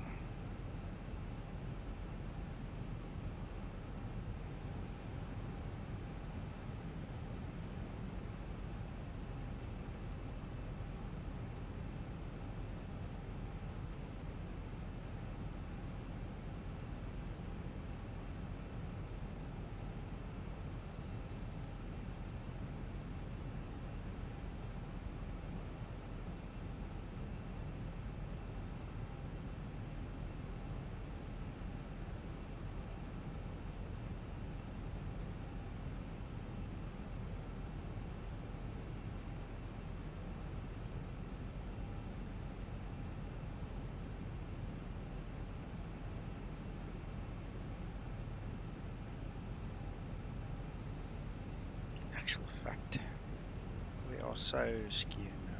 I'm just gonna execute it when we're ready.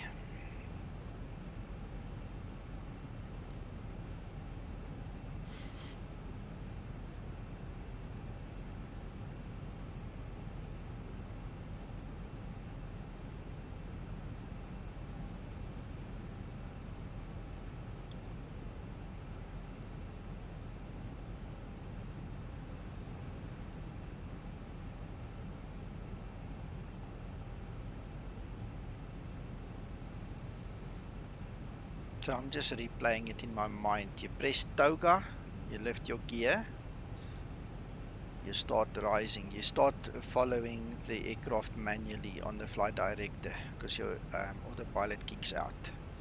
Then what you do is you put LNAV on, Command A. That will fix your aircraft, or supposed to fix it on following the go around path. Then once Command A goes on, the speed window opens with level change and you can then select your speed. I think that sums it up nicely. That's what happened now. Yeah, and up to flaps 15, isn't it? Yes, yeah. Then you go to flaps 15 and once you add speed you can then go. I'm taking flaps 5, taking my time.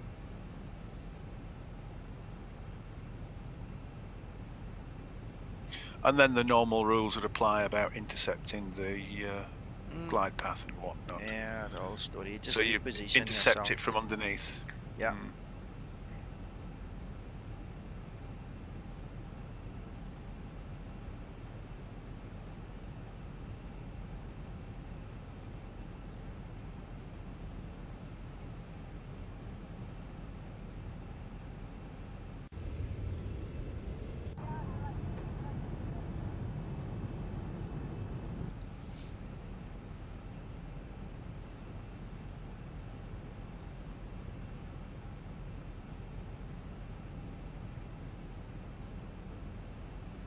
Yeah, with a bit of hot air, I suppose. And before I forget, I need to say this. This is one of the reasons you put extra fuel in the aircraft. Because if you didn't have enough fuel to do a go around and you had to do a go around, you're gonna go tata bye bye. Yep.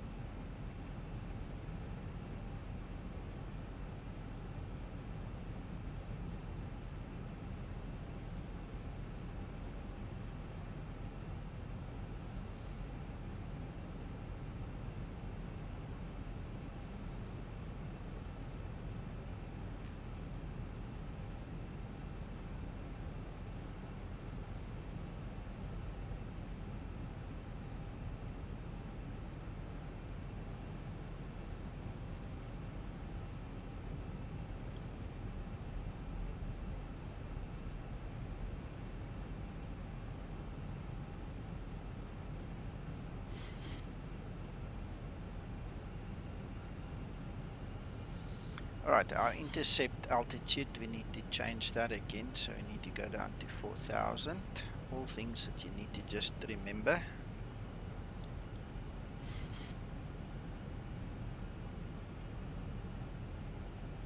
Thank you, Angel.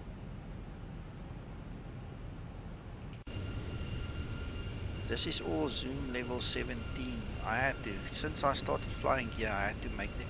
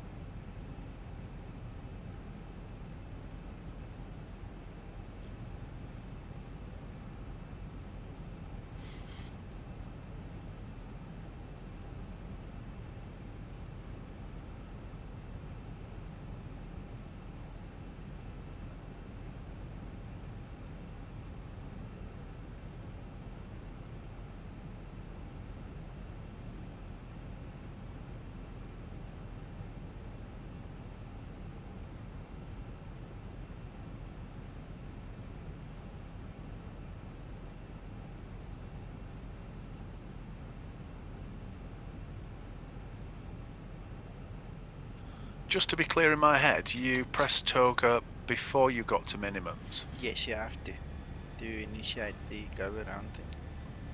Okay, so what happens if somebody drives onto the runway after minimums?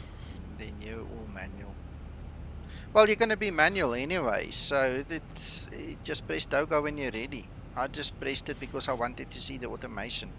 That's all. Yeah, sure. Yeah, I was just thinking it through, you know. Of course.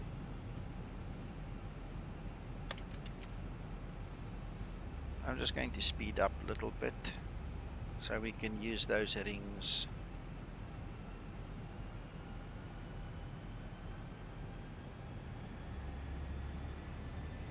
So it's back to a normal approach then, isn't it, really? Yep. Yeah, 100% normal. So when we hit our first ring, we're going to go flaps 1. We will then go to flaps 5, and at the second ring, we're going to go gear down flaps 15, and the last ring, we're going to go full landing configuration. I do.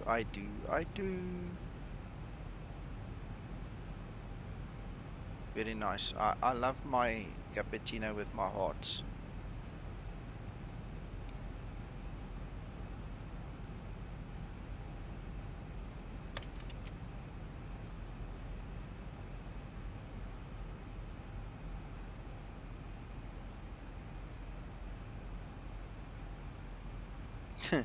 You were excited to see my hearts.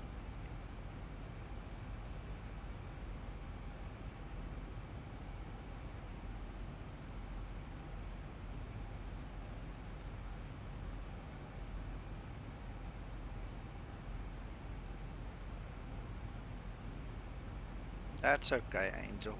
That's okay.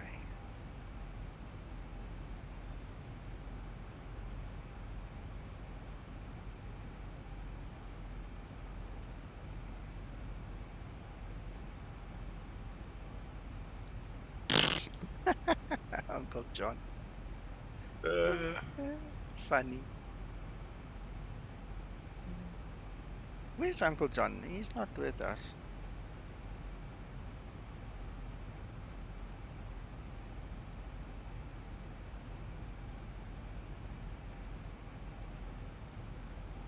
Hello, Stefan.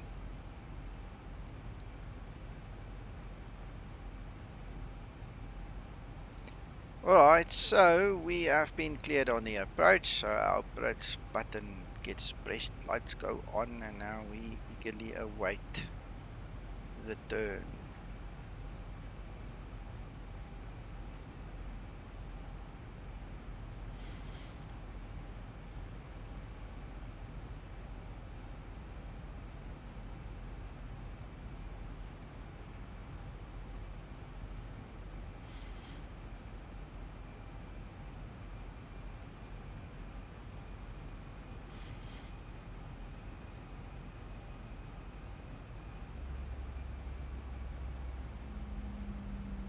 Right, Paul, another thing I've just done is I've actually enabled my VNav again so that the FMC can control the speeds.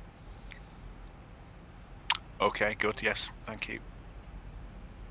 Alright, at this point in time, you see that it's on the borderline for flap speed, which gives us the opportunity to pull flaps one way just before we get to that first green ring.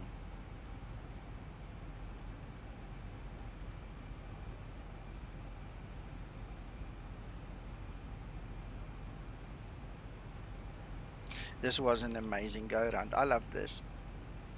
I won't do it too many times to you guys, but I really love this. It was nice doing it. No, it's good stuff.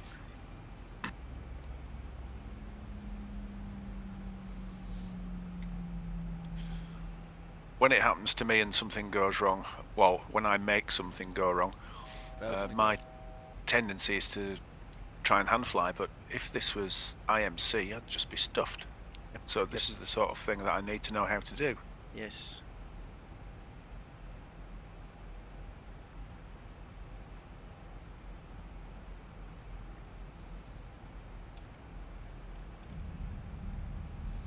I'm just checking that speed. I don't want the system to run away from me. The speed mustn't run away, so I'm just pulling my lever again. Now guys, please don't get caught for a sucker where somebody says it's a lever of shame. Speed brake's not a lever of shame. You need to stop. If you need to stop, you need to stop. As a pilot in command, you have to do what you have to do. There's no shame in doing anything proper. Priority, fly the aircraft. Yeah. Alright, so we are just waiting for the first green ring. I'm afraid this might not be in the correct place. These rings are not in the correct place. I'm pretty sure they're not. These rings have been set up in the wrong place. Because that's the final approach fix. When I put in MMA, you know what? It took the marker.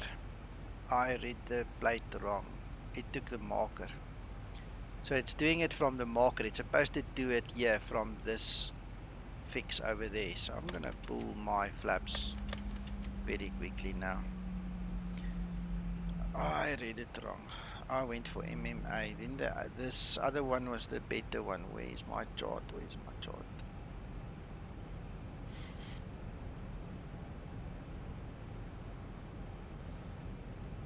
It was SSY. No, it wasn't MMA.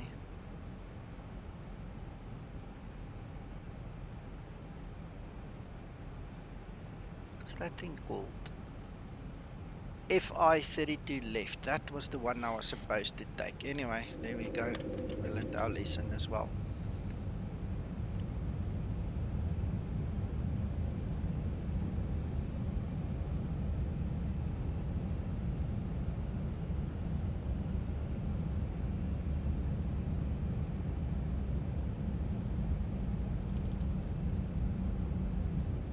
I am Angel. So much for training.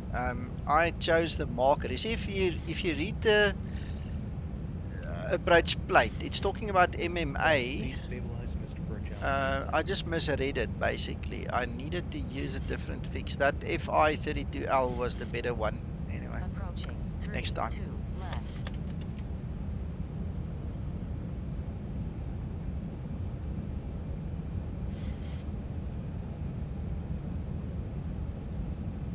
It sucks being human 500. sometimes, but what can you do?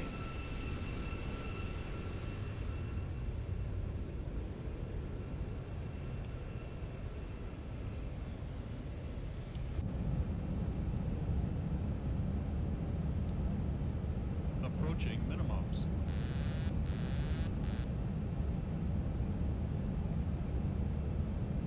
Minimums.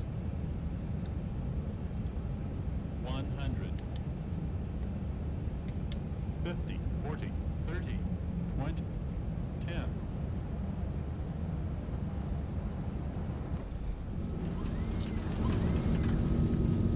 Hey, that was a perfect landing.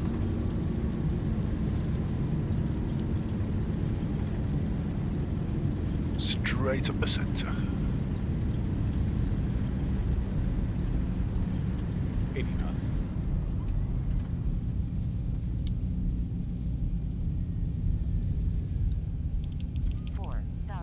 Feet remaining. Thank you, Janex.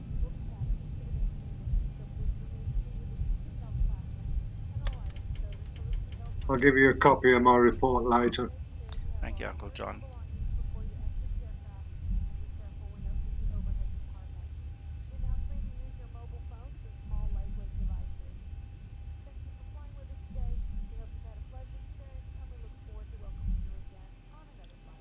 Yeah, that wasn't bad at all. I need to obviously log the flight for the VA guys, and then we will watch the traditional replays if you guys want to hang around a bit. We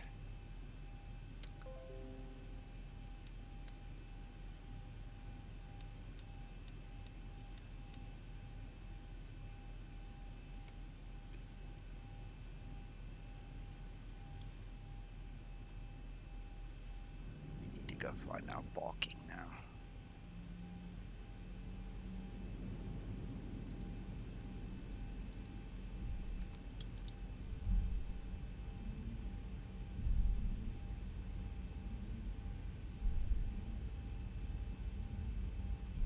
I've got my chart open here on the other screen, so I'm not dependent upon that one.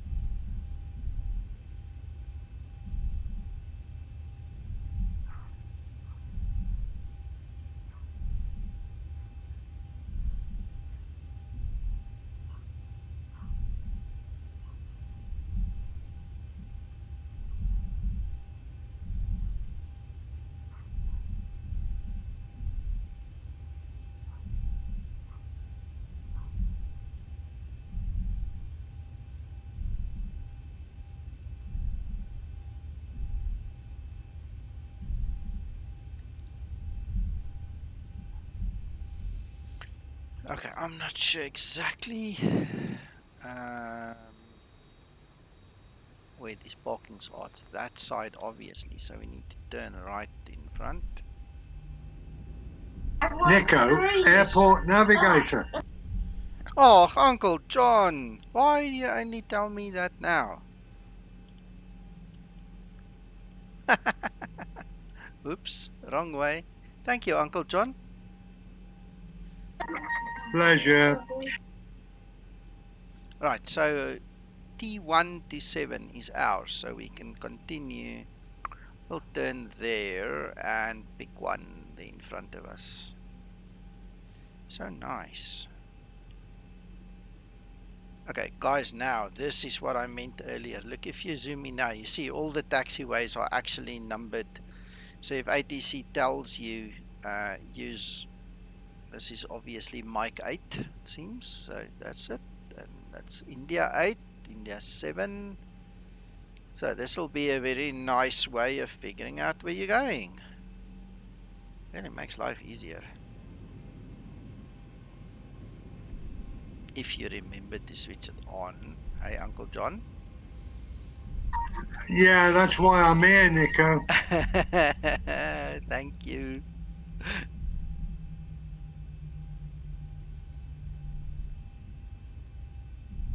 I want to try something else. Let's see the settings here quickly. Airport navigator. Track plane. Yeah, we want to track the plane. It doesn't say heading up or something that I can see. Okay.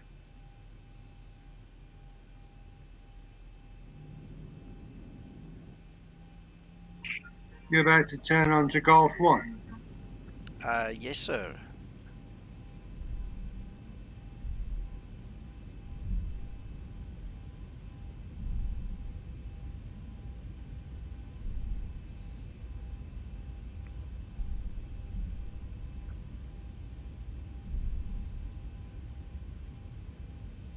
Then what I'm going to do is I'm going to look for Tango 7, if I can find it. So it should be approximately the second one. Now that should be written on the ground somewhere.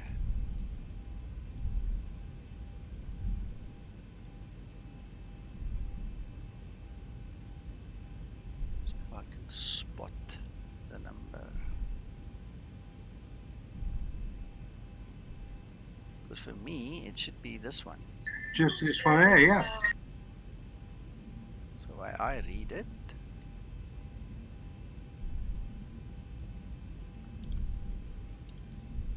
Don't go past it.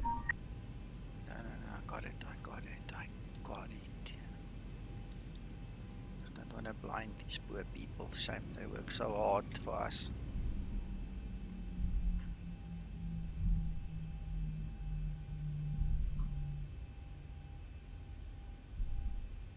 Yes, Angel, I got it.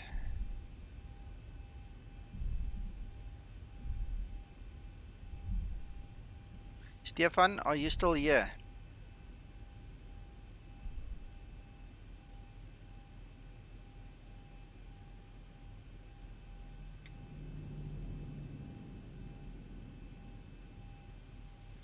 Okay.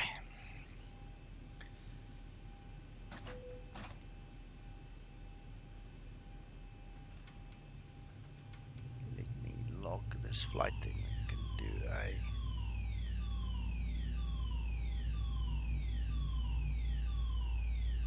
replay.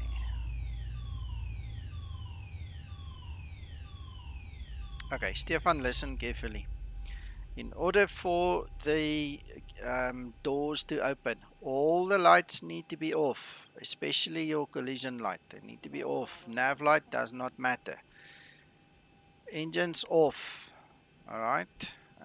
Just want to get the pressurization going so the people don't suffocate, because we're going to take them for a ride. Alright, so once that is done, you need to terminate the flight leg. If you then go to page 2 and doors, you will be able to open them. Right. Flight. Just like magic. Yeah. Flight leg must be off.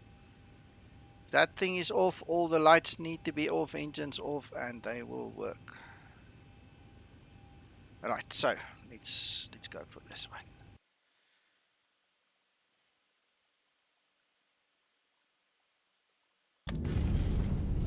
Thousand feet, stabilize, Mr.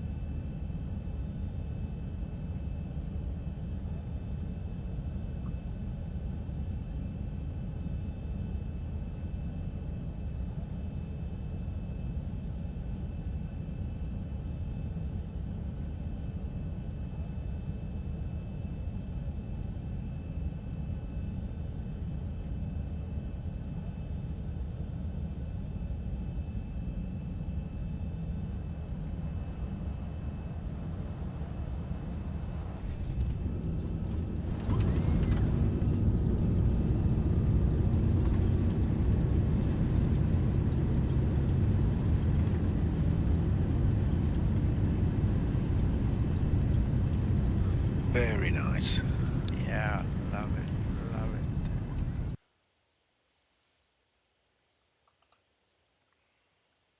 Anybody would think he knows how to fly these airplanes. Oh yeah.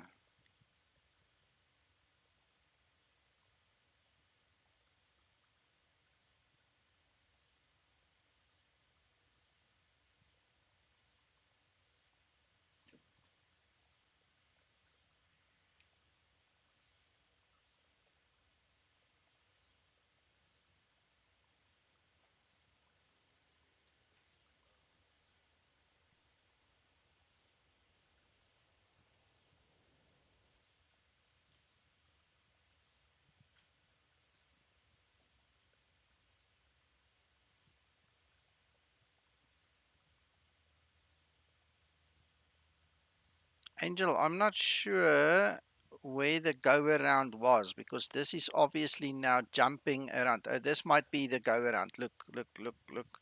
Hello, I'm Danny. Yeah, this is probably the go around.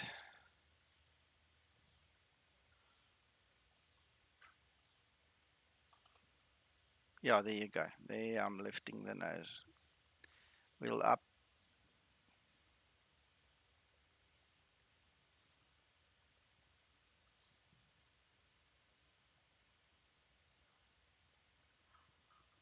This is the go around.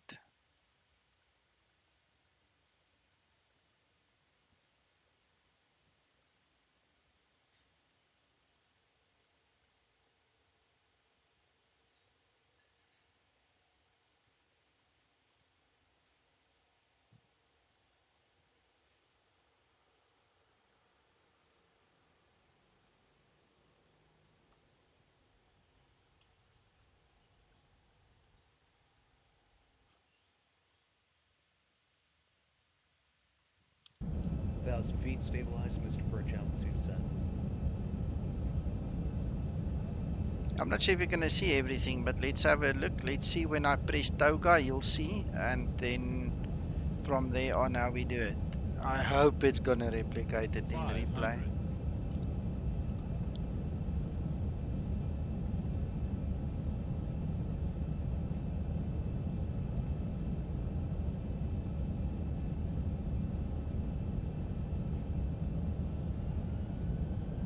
There's go around. I press the toga, so there it's increasing, lifting the nose for us.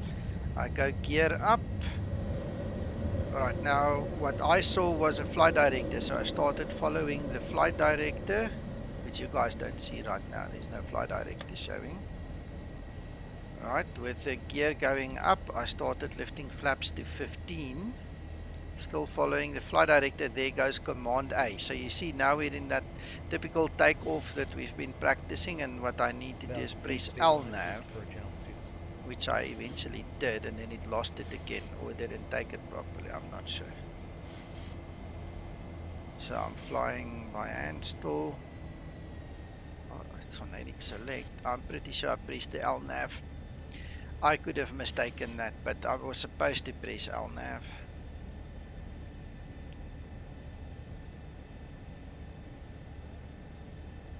That's probably what I did wrong. I thought I pressed LNAV.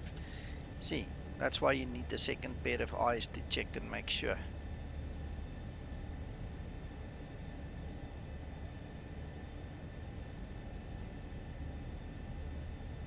Damn it. Okay, I'll do it again sometime and then we can do it better. So we live and learn.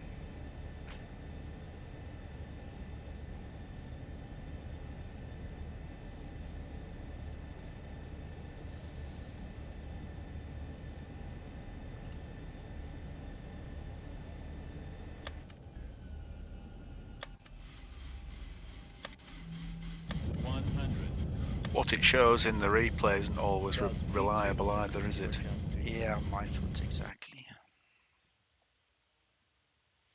I'm pretty sure I did click it, but according to the replay, I definitely did not. So I'll rest with that. I'm not gonna cry about that. Next time I will definitely make sure. I'll ask one of you guys to verify it with me. I know I did eventually, Angel, but it was after I thought I had already done it. So that's silly mistakes. It happens.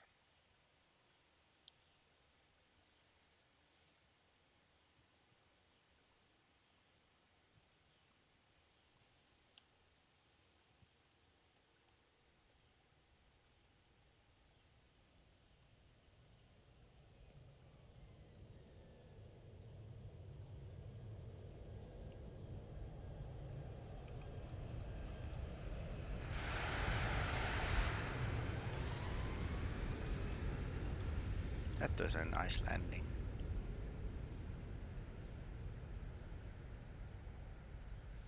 Excellent, Mert. Welcome back.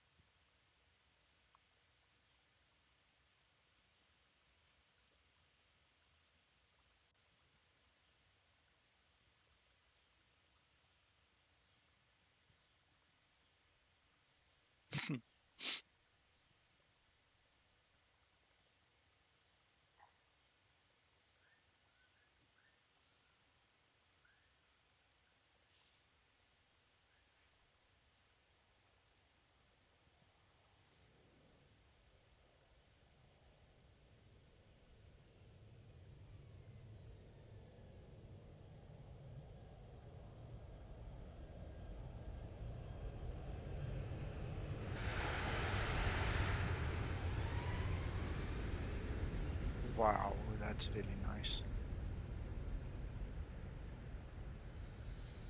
Well, gentlemen, that's about it for the stream for now. I'm not sure, but I'm dying to do another flight. I would love to take the 737-300 for a spin for a change today. I've done it a few times on Twitch, but I haven't done it on YouTube yet. So just for a bit of a different look and feel, I really want to take that from Lisbon back to Porto. So if I can make my turns and get that sorted, I will stream that later on for you guys. Keep She's a a lookout. Yeah, she's a pain to slow down. that's fine. We need to learn her, Uncle John. We can't complain without learning from mistakes. So we're gonna learn how to fly that bird properly. You got to admit she is a pain in the bum. Yeah, she's definitely, because it's old school. I mean, those when that thing came out, that was the bee's knees, man. I mean, wow, that was top of the range. Now we've got this, and from here on we've got the 787 and the Max and the thing. It's just getting better. But anyway, guys on the stream, thank you for joining. I'm gonna kill the stream now, and hopefully we can see each other later again. Cheers for now. Bye bye. Goodbye. Bye bye.